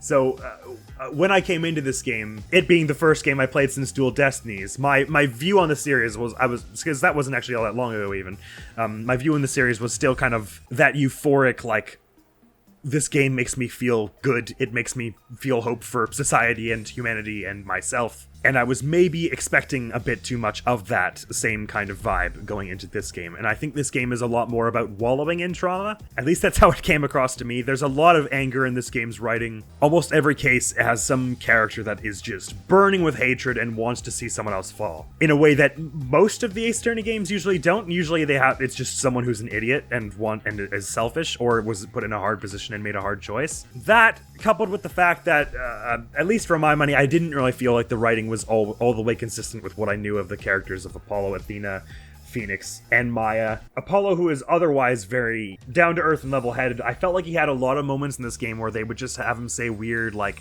trite platitudes that kind of... It was like they looked at I'm not saying this is what happened. I don't think it is. It felt like someone had looked at a bunch of like legal dramas and taken a bunch of like common phrases from them and just thrown them into his dialogue in places where it didn't make sense. Like, I know these were small instances, but they really added up, and it made his writing feel just kind of odd. Although he was probably the one who got off the best, I would say. Times where like Army says, "I forgot to tell you something," and he's like, "Why didn't you tell me it before?" That whole like, "Why didn't you tell me this before?" That's like a big thing that's always said in this kind of story. But she just said she forgot. Like, and she then goes on to say, "Well, I withheld saying it earlier." But from "I forgot," no one's response should be, and least of all the normally exhausted with everyone's fantastic nonsense, down-to-earth Apollo, I don't believe he would say, "Why haven't you told me this before, child?" Once again, he presents the photograph to prove that Amara's alive and says, "This photograph, to say nothing of the person in it, proves that, like, your claim was wrong. The person in it is what proves it's wrong." So, like, I don't know, it's not, again, I'm not saying that these things, like, made the game unplayable, but there were so many little quotes like that where it felt like it did not feel like the characters were being written with quite as much care as the series had, at least to me, shown thus far. Been painstaking in their approach to making characters consistent and recognizable and have personalities, for one lack of a better phrase. Some of the main characters who I knew to have many varying personality traits that were very interesting to watch and see unfold, sometimes came across as a bit bland and like they were just saying whatever the writers felt like was needed. And I'm not sure if that was a matter of localization or the original, of course, as I don't speak Japanese nor read it, I cannot say. But that was a bit more minor compared to... So... Phoenix in the civil case, man, I don't have a friggin' clue. I get that he was being coerced with Maya's safety. I get that at Phoenix as someone who cultivates this family and the close circle of friends and puts a lot of stock into them and cares so incredibly deeply about them. I get that he would risk things and his morality for Maya's sake. But we've been here in the second game. She was held hostage, and he was flipping his shit, but he didn't act anywhere near that out of character. For a character whose whole thing is like hating bullies and who like pick on people who have no one by their side, for him to specifically go against both such tenets by bullying the shit out of a 12-year-old who's a recent orphan, it feels so against his character that, like, it's like they're trying to say something. So at first I was like, okay, this is a cry for help. This is him trying to blink twice if you're being coerced so that Apollo knows what's going on. But then later he's like, "I was trying to hide it from you, Apollo. I couldn't bear the thought of..." And it's like, well, then what the hell was any of this? I just didn't buy it. I just didn't buy Phoenix acting any of that way. And I didn't feel like... I might have been able to forgive Phoenix acting un-Phoenix-like. What I would say is quintessentially un-Phoenix-like if it furthered our understanding of one of the other characters or enhanced the mystery in some way. But there's no way in any of Salmadi's favorite hells that, like, the Phoenix we've known for 5 games would suddenly do this heel face turn and be like, fuck 'em kids, you know? I don't think it fooled anyone, so I don't imagine it was trying to fool anyone, because this game is a mystery game and is usually pretty good at fooling people, so if they were trying, I think they would have done better than that. So if they weren't trying to enhance the mystery, didn't tell us anything about Titian's character, or Inga's, or Phoenix's, or Apollo's. It was just there to be upsetting. Then why? Why? and it made it even funnier by the fact that in the last case there, Phoenix said, sorry, but not pursuing the truth just isn't in my playbook. It's like, bro, it was literally yesterday. What are you talking about? It did feel a bit like the writing changed from case to case somewhat. I'm not sure if that's the case.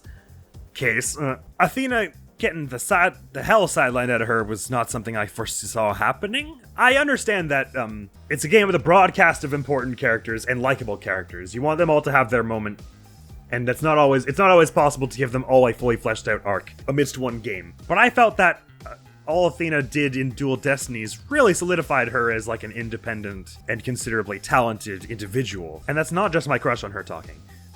But what I mean is, it felt writing-wise like the days of Athena being considered a junior lawyer, and Apollo for that matter from the 4th game and 5th game, were kind of over. And this game went all in on this Apollo and Athena are like still young and inexperienced thing, which, I mean, I guess that's fair enough. It's just that we spent so much time with Athena building her independence and like feeling that kind of overcoming of her trauma and wielding it by revolutionizing the courtroom with the access to analytical psychology, etc. That to put her in this game and be like, first of all, in the only case where we play as you, the judge and the prosecutor and your best friend Blackwell, whose life you saved 3 months ago, are all just gonna tear you down to nothing and call you names. And like relentlessly and for no real reason. And then in the final case, the moment where you get to show up again and help, we're gonna sideline you again and be like, nah, you're too young to whatever, right? So if they were going to go that route with her, I'm kind of like, why bother including her in the game? Why not just say she went back to Europe and studied more or something? If you're gonna include her and then just like not do anything with her. I mean, to be clear, she had some amazing gags. Like I said, the comedy in this game is outstanding. I just felt like a bit of a regression of her character arc that she suddenly needed to be babysat by Blackwell. Not that I didn't like having him on the stand or at the bench with us. That was cool, but like... So how many cases in this series have we played as Athena so far? In Dual Destinies, you play as her a bit in the first one, and then she gets bailed out by Phoenix. You play as her in the school one, and then it's this, the Noodles case, right? So in 2 of the 3 cases she's in, she gets bailed out. I just feel like they did her dirty, you know? It just doesn't feel right. And again, what I was saying earlier about this game feels like it was written angrily a lot of the time. And I get that it's a game and a series against injustices, ongoing injustices that are disturbing in nature. So anger is understandable. But I didn't mean just from like the antagonist side. Like I felt like some of the hero characters were also like weirdly mean to each other in a way that didn't feel like light poking fun like most of the series has, to the point that I was kind of like, damn, like what the hell happened between these guys? I thought they like cared about each other, and their like finding each other in the darkness was like a major plot point of the other games this far. Like Phoenix and Trucy going after Apollo's phobias was a little weird. And of course I already spoke at length about Phoenix doing that. Like I get that whenever you're playing as a character in this game, like 30% more insults come their way just because it's a bit more, it makes you feel the sting a little more personally, and that's their intent. In these games, whenever you're playing as one of the characters, they instantly have like a bit more scrutiny placed on them. But man, Athena and Trucy were really like not nice to Apollo through a lot of this. Unfortunately for me, I think a few of the character arcs that felt like they were building to something quite cool fell a little flat for me in the end. So in the end, Inga and Garon, their deal is they're just evil bastards. I know that at the end they were like, well, Garon developed a complex because she couldn't, and I don't care. It's not... There's developing a complex about not meeting the expectations of what a ruler should be and being able to spirit channel, and then getting and then you reap that onto Rafa by being like, well, you don't meet my expectations. There, comes full circle. There's that, and then there's like all the other abuse and rampant murder that she and Inga did, and like... To be clear, it is fine to have a villain that is not sympathetic. Ace Attorney has done that before. Manfred von Karma is He wants his perfect record. He's an asshole. That's his character. Like, so it wasn't that I minded that Inga and Garon were just irredeemable pricks, as much as that I felt like Garon especially really kind of gets a lot of spotlight at the end, where I was kind of trying to pay attention to Rayfa and Nayuta's arc. And to that point, I'm not 100% sure how, if I would have like done Rayfa's, the ending of Rayfa's arc differently, but I would have probably. I don't think it was unclear from the previous cases that what that was building to was Rayfa saying, okay, well, just because I don't have to be perfect in my reasoning about everything for my insight to have worth and my abilities and opinions to have worth. And I don't need to do that because it's everyone's expectation as such, but it really, what I should be trusting in is my own strengths here. And I know that that I can do the divination seance well and stuff like that. And a large portion of my insights are on the money. Until that point, she had thought all of them were. So I think from the first case, even, that's kind of where you expect her character to go, which is great. I'm not of the opinion that something needs to be unpredictable to be worth hearing. But what I thought was very strange was how, so for case 1 and case 3, both of the cases where Phoenix is kind of is dealing with her insights and trying to get her to see that he's not calling her an idiot. He's just trying to follow due process, you know? And she takes it as a personal affront because of Garon's influence, which would stipulate that because Garon has that complex, Rayfa stipulates that, okay, well, clearly you have to be perfect if you're doing the divination seance, and if I can do the divination seance, it must mean I'm perfect. So she gets kind of arrogant and assumptive there because she's insecure. Well, because she's adopted some of Garon's insecurity, I guess. And it's Phoenix who starts to say, you don't need to, just assume you're perfect to have any worth. You have worth because you have opinions and strengths of your own, And I thought he got through to her quite well in the third case. The way they wrote it was, I thought, pretty moving. That she's like, but my whole life, I thought I was doing this perfectly. And now I found out I messed up. So that means I'm the asshole, right? And Phoenix is like, no, it just means the system has not done you any favors and we need to rethink how it works. For starters, let me start by telling you why that's wrong. And I thought Rayfa has really gotten through too at that point. And Maya even has that. They even flash back to it so many times, Maya's little scene with her saying, you're still destined to be this ruler. You just have hard decisions to make about what systems need to stay and what systems need to go and how they need to move on carrying forward. And I felt like all that was really good character stuff for Rayfa, and I was really into that arc at that point. And then in the last case, so she tries to do the divination seance. She basically has like a panic attack kind of thing. Hyperventilates so hard she passes out because she's not prepared. She's anxious about facing her father's death, although she said she was prepared earlier. Fast forward a bit, they summon her to testify about what she saw at 2 p.m. and she's like, you're not going to make me do the divination seance again, right? Like she doesn't say that. She says, did you call me in here to do the divination seance? With like a really glum look on her face. Like she's really miserable at the thought. And they're like, oh, no, it's not that. We want you to testify. And after they testify, Apollo's like, I've got it! We need something we didn't have before. And you're supposed to say the divination seance. But she hasn't given any indication that she's ready to try again. And it's phrased like this big moment of, oh, you just have to take a leap of faith and believe in Rayfa. And it's like, okay, once I understood that was what was going on, of course there was no way I was going to say, don't have her do it. So I don't even know why they gave you the full penalty for for that section, but never mind that. It was like, all right, but she gave no indication she was ready to try again, and the last time was extremely traumatic for her. Like, there's having faith in someone, and then there's demanding they do something that seems obviously harmful to them. And I felt like it kind of killed her arc to have Apollo have to tell her to do it. For 2 reasons. Number 1, she met Apollo yesterday. They know nothing about each other. Like, they don't have a relationship like that, where Phoenix and her kind of have started to build one, where I think it would have made more sense for Phoenix, if anyone, to suggest it for her. But I also don't think anyone should have had to suggest it at all. I think it would have been a much more moving show of her growth and her independence and her confidence in her own strength for her to...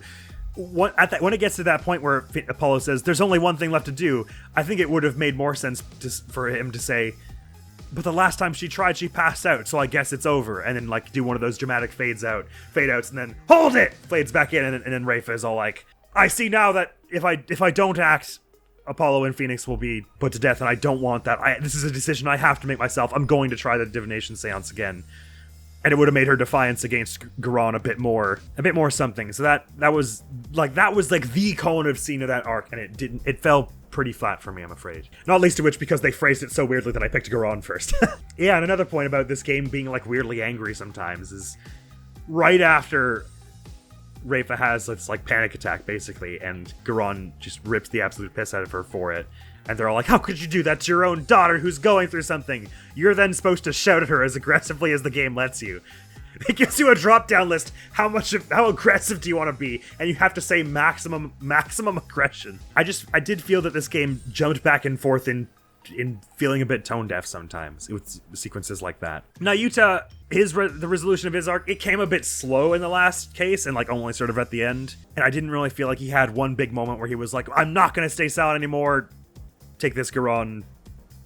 Here, this solves it. I feel like he was like, he took the stand and then he was all like, Apollo, don't, you're gonna get Rayfa in trouble. And he was like, I guess I can not. Okay, well, dragon never yields. Apollo, tell her. It felt a bit, it was a little, but it definitely didn't have like the outright destruction of everything I was hoping for that I kind of felt with Rayfa's arc ended. Well, it's not that, I mean, the ultimate conclusion of Rayfa's arc was the same. It was just the way they achieved it that I didn't really find palatable. So Nayuta's was a little better. It just didn't do quite as much for me. Dirk ended up being one of the best written characters, I would say. At first, I was like, why the hell did they only introduce him to us? Like, we'd heard of him, but never, like, spoken to him until episode 5. That makes no sense. This is just really weird writing. I kept quiet about it, sort of, but I was really like, this is bizarre that they wouldn't introduce him till then. But now knowing what we know, it's supposed to amplify the tragedy and the impact of what he's doing there. Considering if we're saying that experienced channelers can let you go at any time, he knows that since he's being channeled by Amara because he was just shot to death, or he's being channeled by Maya at that point because he asked her to, he knows that could end at any moment. And so for him to be spending his last moments on this earth reconnecting with Apollo and also trying to help Apollo step into his shoes as a full-fledged lawyer was, I thought, much more moving by the end. I think this is definitely the kind of game where now that I know everything I know about what going on with Dirk at the time, that would be a lot more touching playing episode 5 back from the start. And that's the kind of twist I really like. A twist that makes you go, oh, holy crap, that recontextualizes everything. Now I understand why all of what he was doing was not only a huge gamble for him, but also, like, really sweet and touching. And that all the lies he held, I felt like they justified well enough that he was protecting Amara, who was channeling him and all. So that was an absolutely amazing twist that I thought was was well done and helped me understand more about Dirk's character and the relationship between him and other characters. So that was a gripe I had with the game that was basically dashed by the end. I was like, it's dumb that they only introduced Dirk at the end. And then when I understood why they did it, I was like, that's brilliant. Right, so those were a bunch of my like just cathartic vomit thoughts. Usually with a review, I start with visuals, then music, then gameplay and narrative. So let's just dive into the visuals and music briefly before I carry on with what I was saying about the gameplay and narrative, because they're kind of all together. So the visuals, the visual fidelity is not hugely an upgrade from Dual Destinies, but that doesn't bother me because Dual Destinies looks fine as far as I'm concerned. There's a cool little detail to make the black outlines around characters. Now they have like a toned outline that is similar to whatever color the main highlighted color is, which is pretty cool. Like Athena's hair, which is kind of orangish, is like has like a brown outline around it, so on and so forth. That was a really cool visual thing, but of course the main improvement of this game was there was a lot more like mocap scenes and everything. And the animation was awesome. It always helped goofify the characters. The character designs in this game were amazing. The animations were impeccable. I would have liked maybe to see a few more of them just because they were so good. This game still did a lot of the old fade to black and we tell you what just happened scene, which is a bit more like, I get why they had to do that on a Game Boy, and I guess the reason they had to do it here was just budget and time. But I still could have gone for a bit more. As for the music, it's Ace Attorney. Music's always going to be pretty damn solid. I really, really liked... Well, I liked Peace Love and Stand-ins, the whole heavy metal bit. I really liked Maya's remixed theme. Rayfa's theme is awesome. I loved all the musical individualities that the Khura'In music has to really set it apart from the States. I think I might have liked Dual Destinies music a little bit more, but they were still both very, very high quality. I don't know, it's just, for me, it's hard to beat Dual Destinies' Pursuit theme. Actually, I'm kind of running against a wall here and finding I don't know that I have much more to say about the music. it was good. I didn't have quite as many tracks that hooked me in the way that Dual Destinies soundtrack tended to, but there's definitely some really good music in here. So now we can return to gameplay and story, which is where I kind of started, but I just get a bunch of stuff off my chest. So there are a lot of mysteries that I still don't really understand, which is maybe a bad sign in a logic game. It's either a bad sign for me or for them, sometimes a bit of both. I found it pretty inconsistent a lot of the time in this game whether or not I was allowed to use certain types of evidence, like for example, when it gives you a little written copy of someone's testimony. I think you should either be allowed to use that or not. I don't think it should be dependent on what time of day it is. If we're going to put all this focus on the raised platforms in the Magician case, and have Trucy write us a statement saying the platforms were raised, and then they go, Trucy used one of the platforms that was already down, I don't think it's at the very least, when you present, hey, both the platforms were up, it shouldn't just be generic penalty. If they're going to give you a penalty, they should at least explain why. It should say something like, really, Apollo, you expected to just use your client's testimony in this court case? That's ridiculous. Penalty. To give you at least a reason for why that solution doesn't work. Because I still don't really fully understand. You then use it right after, right? To get some information out of Betty?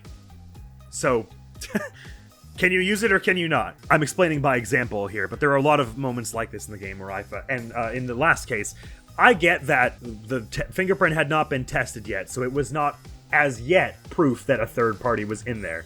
But there's no court case, fictitious or otherwise, that would not read that print. Are you kidding me? For a mystery game where it's like a common thing to find like and identify fingerprints and stuff, to ask you if there's any evidence of a third person being there and not let you use an unidentified fingerprint is beyond weird. And again, I feel that that's a situation where it would be useful to have a few more scripted, even if you're going to punish the player for that, which I don't think you should have useful to have a few more scripted wrong evidence things. I understand not having one for literally every single piece of evidence on every single bit of testimony. I understand the need for a generic one, but there are some times where I would have a solution. There wasn't really an obvious reason why it wasn't right, I didn't feel. And if the game just wanted me to say, well, don't worry about it for now, we'll come back to it later, I don't think it would have been that hard to say it, because they showed the capacity to do that when I got the seance vision wrong when they were asking about Dats and the dragon snot snap and all. They wanted me to say the explosion for reasons I'm still not entirely sure of. They were saying that anyone could have laughed there. It wasn't necessarily Dats' laughter, even though the insight itself said it was Dats' laughter. I think it's beyond a stretch to say, sorry, I've kind of delved into complaining about that. What I meant to say was that since I got the wrong one there was a specific dialogue for, you've got the right idea, push a little farther, we're not going to penalize you for it. Of course, I took the wrong lesson from it at that time, and I thought they were saying, well, the dog, because that was the only thing that we know to have been there only at 2 p.m. Anyway, I don't understand what their rationale of, well, you can't pick the laughter. Dats could have come back and laughed at 3 p.m., but you're supposed to pick the explosion, because Dats couldn't have come back and launched an explosion at 3 p.m. I think what they were saying is we can't be sure the laughter was Dats's because the divination sounds just doesn't work like that. But then I don't know why we can be sure that the explosion sound was the dragon snot snap. Like, yes, it fits with the laughter and the warbot and the dog cry, but I wasn't allowed to use the dog cry, even though the dog cry is just as out of place there, being that it happened right beside a laugh and an explosion. Most of the seance visions I had ended up with some issue for me, except maybe the one in the first case. I was confused about some stuff in that, but I think that was because I was still getting used to the way it worked. The one in case 3 was okay for the most part, I think. The two things that tripped me up majorly were the stupid lantern, which I'll get to in a moment, and the thing about Pt.ERMINUS not seeing any ice on the ground, because they described the ground as having been covered in thick white ice, which I thought I was willing to buy that he was leaning on ice and just not seeing it as ice as such, but they did say thick white ice, which, anyway, what I'm trying to get at is that that thing that I messed up on was pretty fair. The lantern was not.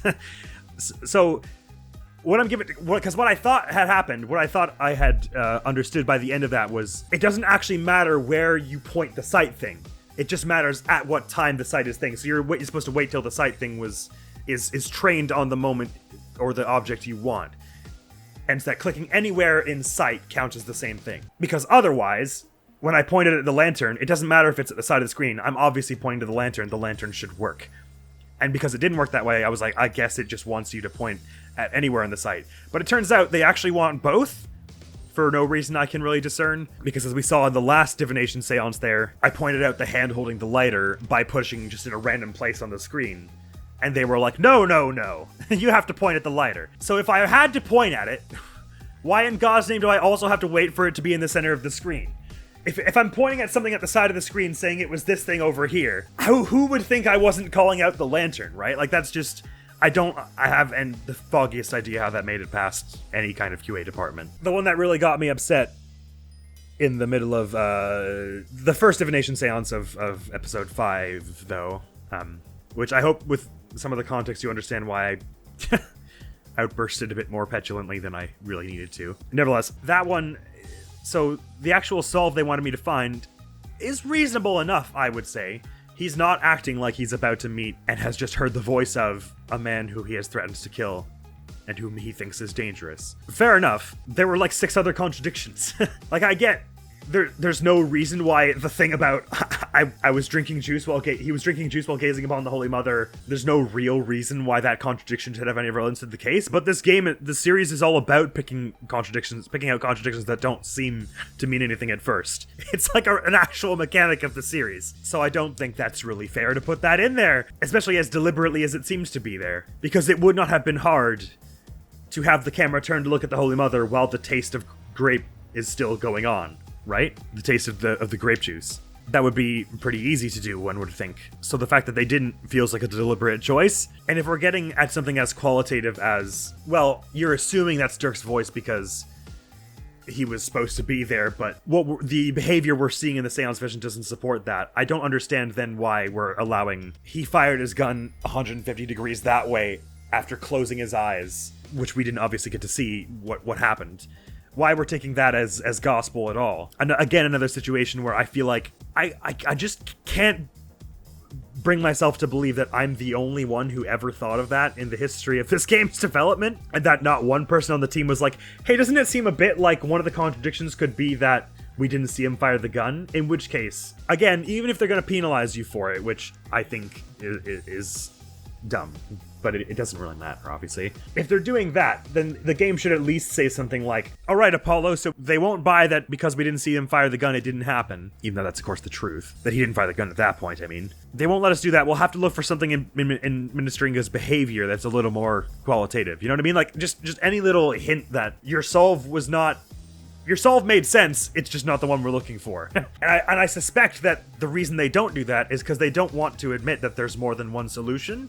Or maybe they genuinely didn't think there was more than one contradiction there. I find that hard to believe, considering how well designed most of the rest of the game and series is. And then the weirdness with, all of a sudden, in the 5th game, in the last 3 cases or whatever, they suddenly start doing this thing where they hide a penalty behind a yes or no choice, and they'll now all of a sudden let you pick evidence for a situation that does not call for it.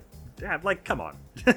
Like, maybe that happened once or twice in the other games, but it happened like 6 times in this game. And what's worse, in situations where there was evidence that worked, i.e. the fingerprint on the pendant. So my consensus with the seance visions is, I think conceptually they are brilliant. I can't imagine the series without them now. I really hope that if there's an Ace Attorney 7, they come back. Conceptually, they're an amazingly cool idea. Seeing the last moments of the dead and having to interpret it, picking out inconsistencies between what we're assuming about it and what is actually shown, etc. I don't think it was used to its full potential in this game, and I also think that there was some bumpy execution in some places. Regarding the whole nonsense of the site, like I'm pointing at the right thing and it doesn't let me pick it. I had thought at some point that maybe a solution would be to do it kind of like the Mood Matrix stuff, where when you highlight something, it tells you what you're pointing at, so you know these are the choices I have. I understand why that would be problematic. For instance, in the very last seance vision, that would pretty much give it away, because you could just drag your mouse across the whole screen and it would be like mirror with reflection, and then you would know to look for that if you hadn't noticed it already. So I understand why they didn't do that. I still feel like there was some better way they could have achieved it than forcing you to wait for the camera to be like a pixel to the right from where it was. I mean, seriously, look at this lantern thing again. Look where I pointed. How could I be talking about anything but the lantern? Okay, it's fine. I'm okay. Bonnie, I'm okay. So yeah, I definitely should have taken a break in the middle of this game, because with the game functioning not how I expected most Ace Attorney games to function on the logic side, and with all the characters being kind of just a little bit weird. They brought Maya back, and then immediately you have to defend her, and then she gets kidnapped. It felt like a bit of a rewinding of her character arc too, in sort of asserting that her line isn't dead because her sister went down and all, from the first game and a bit of the second and third game. It felt like that was a bit of like all right, Maya, come on back and be the damsel in distress again, in a way that was like felt a little tone deaf to her arc. I mean, she had some agency in the story in keeping Dirk's promise, I guess. It did just feel a bit weird for this to be her first game back in like 3 games, and she's just immediately like kidnapped and stuff again. So what I'm getting at is the game not functioning the way I was hoping for / expecting in the logic department, combined with the characters all acting a little funny, combined with just the weirdly oppressive vibe of this game. The games, Ace Attorneys, have always been laden with tragedy, and they try and jump between that and comedy, but this game is just like friggin' miserable at certain points. Like, there's just so much hatred, and like half of it's towards kids. Trucy's 17, and this Wright and Sky is just like, fucking ruin her life! I need to! Alby's like, they're like laughing and threatening this kid with death as they go. And then once Reva starts to realize what's going on, they're like Garon takes her out back and disciplines her. Like, threatens her with death.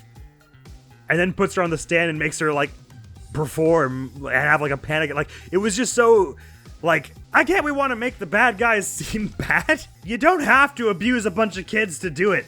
This is not Tales of Asteria, where every time there's a slow moment, you just go start murdering kids, okay? Jesus Christ, calm down. Those 3 factors, anyway. Game didn't play the way I was hoping. I didn't feel like I was understanding the characters like I used to. And just this searingly dark vibe around the whole thing. It just broke me down, man, and I just felt pretty miserable playing through some of the middle parts of this game. I understand wanting the game to have an emotional effect, but I wasn't looking forward to playing anymore or seeing the happy ending, because I was just like, this is so... Like, the happy ending's gonna feel so hollowed since I've been forced to watch a bunch of kids get kicked around in this game, and like all the other awful stuff. So I don't necessarily think it's a weak entry per se. I think it was one of the weaker ones, at least for me. It definitely wasn't my cup of tea all around, so we can, I guess, acknowledge that and carry on with my review. Not that I'm supposed there's tons more to say.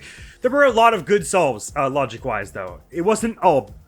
I wouldn't even say necessarily the majority of it was bad. There was enough, stuff that didn't jive with me to where I definitely noticed, and I wasn't like... Because in Dual Destinies, we had some real clangers of contradictions, like how the 2 big ones being Phoenix and Athena not checking the footage that they picked up and just assuming that the 2 images they had were good enough. And on a similar vein, in the Space Center case with Blackwell, so the murder happened from 1 to 3, I think it was. And they were like, we have all the footage from the time of the murder. And we were supposed to be like, well, what about the footage from 2 p.m.? They're like, oh, we didn't check that. It's like, what the hell could the footage from the time of the murder mean, if not 1 to 3 p.m.? But those were by far the exception in Dual Destinies, I think. There were a few that annoyed me, but it was rampant in this game, is how I felt. Side note though, the re-inclusion of the Mood Matrix and Apollo's Perceive, bellissimo. Very happy with that. At this point, we have so many mechanics that, I'm not sure if they'll be able to carry them all out into the 7th game. Should there be one coming, but I would definitely love to see Perceive, Mood Matrix, and Seance Vision return, if I'm honest. And Psyche Locks, and of course all the other stuff. So I'm happy that they carried those on. And so, in that way, as a sequel, it's quite good with Dual Destinies. More of the stuff you liked. Yeah, overall, the vibes were harsh for me. But there were some really classic Ace Attorney characters in here, like Politician. What an amazing villain character, as an Ace Attorney villain. He's just pure smarmy. He's got a stupid name. He's got a dumb, self-driven motivation that he's willing to be an awful person for. He's got a bunch of stupid little visual gags. Of course, the goat, Bonnie and Betty, their whole twin act, the fact that it's a solve you can make beforehand if you're being observant, although it's a bit weird that she does openly say, I operated Mr. Hat from backstage while Betty was on stage, so I don't know what's up with that. Or sorry, while Bonnie was on stage. Anyway, the idea of angel and devil, one's sweet, one's a dick, but doing it with as animals as counterintuitive as a rabbit and a bat, simply for the name pun, is... Well, actually, I guess it wouldn't even necessarily be for the name pun. I don't know what it was like in Japan. Top tier stuff. Wendo and his other 3 personalities. Even though that's not how the idea works, I guess, and could maybe be considered a little bit offensive. For the writing, that's classic Ace Attorney stuff. Someone who's got a big secret that turns out to be pretty considerable and changes the nature of their testimony at all. And Geiru as well, a clown who specializes in balloon art, who sucks at balloon art, and doesn't want to be a clown who does balloon art. That's the funniest thing I've ever heard. It's like Ace Attorney material written all over it. I found the vibes harsh, but I did not think that this game was all the way off base. Like, it was nothing like the Ace Attorney I knew or anything like that. I don't want anyone to think that. And am I happy I played it? Well, I'm happy I got to the end of it, I guess. I'm not as happy that I did all the stuff in the middle, but I am happy that I've now played all 6 mainline games. That makes me very happy. And this game had many, many good moments that did make me happy, and that made me laugh and made me feel things, etc. I didn't necessarily... They kind of really quickly wrapped up at the end that the reason Nayuta was acting the way he was, and Amara by extension, by the end there, what they were saying was because Reifa is technically Dirk's child, the idea that the sins of the father and whatever will be visited upon her is deeply entrenched into people, and so Nayuta had to do it this way for her to be safe. But then we went out and fully proclaimed in front of everyone that Inga was a traitor who was going to murder the queen. And at that point, it was public opinion that Reifa was Inga's daughter. So I don't understand why Nayuta was okay with letting that happen, but not the other thing. I don't understand why Garon picked Nayuta, of all people, to blackmail. I don't understand why there was no way to sneak Reifa out of the palace, considering she wandered around just fine on her own with Nena and everyone, like all over the place, without Garon's supervision. If Nayuta and Amara were really that terrified for Reifa's safety, I feel like this was like the 7th best solution. So Garon killed Inga because she knew he was planning a coup. I don't know how she knew. It was locked in his safe. I guess she overheard him talking about it or something. So Amara helped her stage his murder at the hands of Dirk because Amara knew that if Garon was found guilty, then that would reflect poorly on Reifa, I think. And also because Garon was holding Reifa hostage, so she could just basically order Amara to do whatever. Some of the character motivations felt like just a bit of a stretch, I guess is my point. Like, I get that people aren't perfect, but there were so many better solutions to their problems than going about things the way they did. I had a bit of trouble getting on board with Nayuta as a villain character, because it's typical of the series that you know pretty well from early on that there's more to the villain character than letting on. They're not like the prosecutor anyway. Some other villain characters are just plain evil, but so you know early on that Nayuta's probably not actually a totally bad guy, and you're gonna have some big redemption for him in the end. You're gonna find out something awful that's happened to make him this way, and he's got it as like a funny Ace Attorney character. He's got all his little quirks about calling people names about what they'll be reincarnated as and throwing his beads at people and brutally hurting them. That's fun, I guess. Later on, when they reveal that he was also Dirk's son, they kind of start to... They do this whole... Because of the whole... Well, I don't get it. Because the sins of the father are visited upon his children, Nayuta faced, like, really hard time. But they thought that Dirk was... The public opinion at that point was that Dirk was attempted to assassinate Queen Amara. So I don't understand why they didn't just execute Nayuta, or at least give him jail time. Like, what they're saying is that everyone just kind of didn't like him. But we also saw no evidence of that. Like, there was no real... I didn't get any clue before they said that he struggled a long time to get where he was, that he ever experienced any of the lasting stigma from Dirk. And I kind of don't buy that. If it's so serious that the whole point is Nayuta's trying to protect Reifa from similar scrutiny from Dirk. If it's that bloody serious, I feel like we should still be seeing some remnants of it. And everyone thinks Sunmari's the greatest. There's no remnant of it. So that threw my head for a loop. I think what they were trying to get at was that, well, they're like, Reifa's being held hostage, but are they just worried Garon's just gonna murder her? Or were they worried that if Garon and Inga's horrible misdeeds were brought to light, Reifa would be tried under the Defense Culpability Act because she supports them, because that law could mean literally anything? as Apollo says? Or was it that they were worried about her falling under scrutiny if it came to light that she was actually Dirk's daughter? Like, I didn't really understand what the pressure was there. So much to make Nayuta willingly go out of his way to get innocent people killed. You know what I mean? Like, it was I didn't understand his character throughout most of it. And then when they started trying to explain it to me, I was like, I don't understand your explanation. How does any of this cooperate with what Apollo knows of this sweet, heroic-natured young boy? So ultimately, Rayfa and Nayuta's arcs wasn't the biggest fan of the way they sort of wrapped up. But that is okay, I guess. It's just that I was particularly with Rayfa, I was so invested at the point. It's not a short game, you know? This is 50th episode, about 50 minutes to an hour each episode. We're looking at something like 40 hours into this game. I was waiting for that, and then... Oh. Sorry, I've tried to wrap this up, the main portion of this review up a few times and failed. So all in all, the vibes were kind of harsh. It wasn't always horrible, I didn't think. I wouldn't even say that majority of the game is bad or anything like that. I think on the whole, it's still a good game. Didn't quite hold up to what I was hoping for.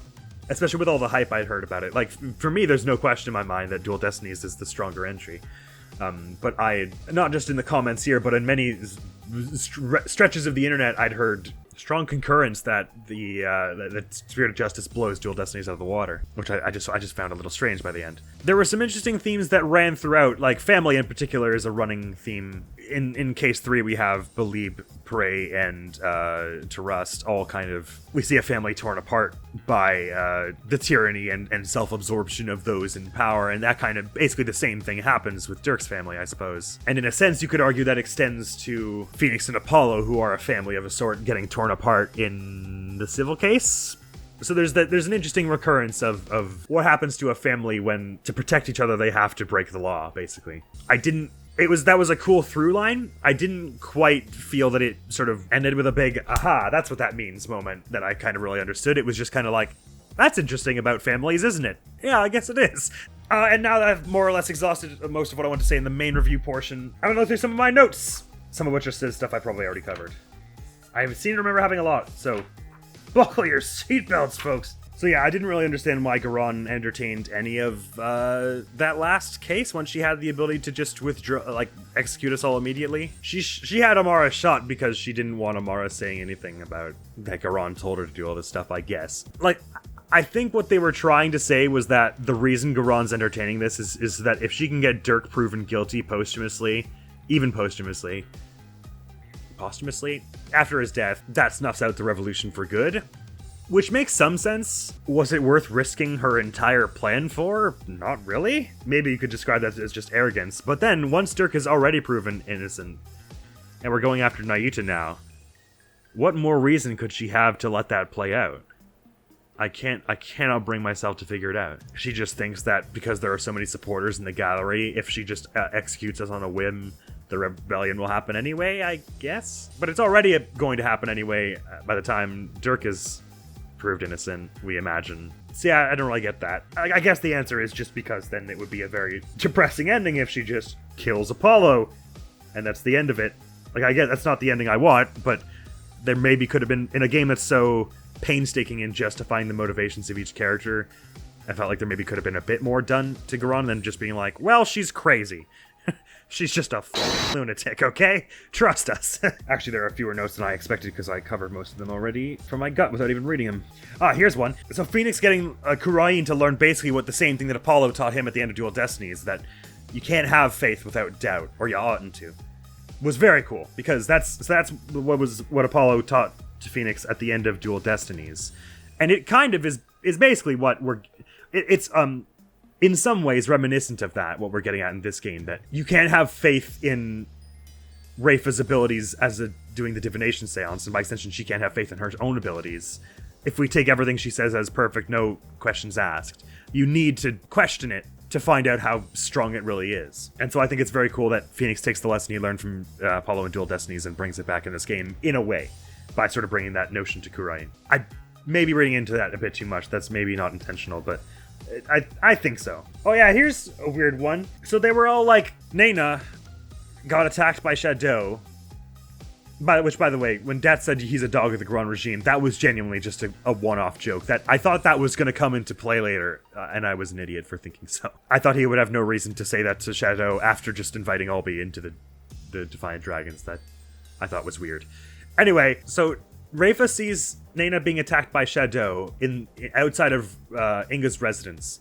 Even though it looks like it's 20 meters away, according to them, it takes a few minutes to get from there to the tomb. So Rafa goes downstairs, and by that time, Nena's already gone. So, and we're saying that was Amara going into the Holy Tomb. Does it take a few minutes to walk down one flight of stairs? Or was Rafa really taking her time? Because something about that does not seem right to me. And I didn't think it looked like it would take a few minutes to get there anyway, but they brought it up so specifically that I was like, I guess that has to come into play. But then they're like that it takes a long time to get from this courtyard and you wouldn't be able to just like blink and miss someone. But then they're like, Rafa walked down the stairs and in that time, Nena ran really fast. But yeah, I do kind of wonder how Maya and Amara got their hair to look exactly like Dirk's when channeling him. Because it doesn't change your hair. You keep your hair as it was. And his hairline is different than theirs. Like, well, maybe not that different from Amara's. And we've shown she's good at disguising herself. And I guess there's the Labelle product in Inga's residence. It's maybe not too unrealistic to assume that she, like, gave herself the little thing he's got and styled her hair exactly like his, and like, but how would you cut it? How would you make it look like that?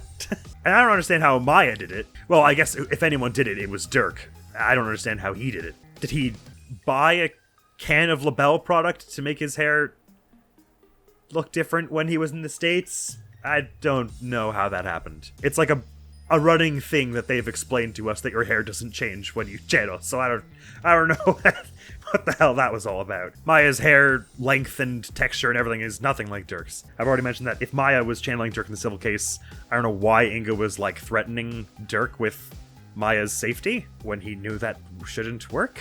Like, I understand that Dirk couldn't say, well, Maya's channeling me, because then that would tell Apollo that he was dead and he didn't want anyone to know because of the revolution, and he didn't want to, he wasn't sure he could handle Apollo facing that just yet and everything. But he didn't have to say Maya's channeling me. He could have just said, I rescued Maya from Inga. This guy doesn't have a hostage. There's no argument here. There's no real reason I can see that Dirk had to let us keep believing Maya was in danger. He could have just said, I'm not sure who to trust, so I can't tell you where, but I brought her somewhere safe. You know, like there were ways to do that didn't involve letting us think she was still a hostage. I kind of covered this already, but the Ace Attorney games usually have a lot to say about like human connection and stuff. That's a very important thing in all the characters and the writing. This game had a lot negative to say, I guess, which just kind of made me upset a lot of the time. I felt like the hopeful moments were very few and far between in the face of all the really angry, lying, murdering people. So here's something I had written a while back. I'm not sure how much I hold to it now, being at the end, but what I wrote was that maybe if episode 5, case 1, the civil case, had taken place in Khura'In, then the little Apollo versus Phoenix feud that ultimately in the version of the game we have doesn't really amount to anything.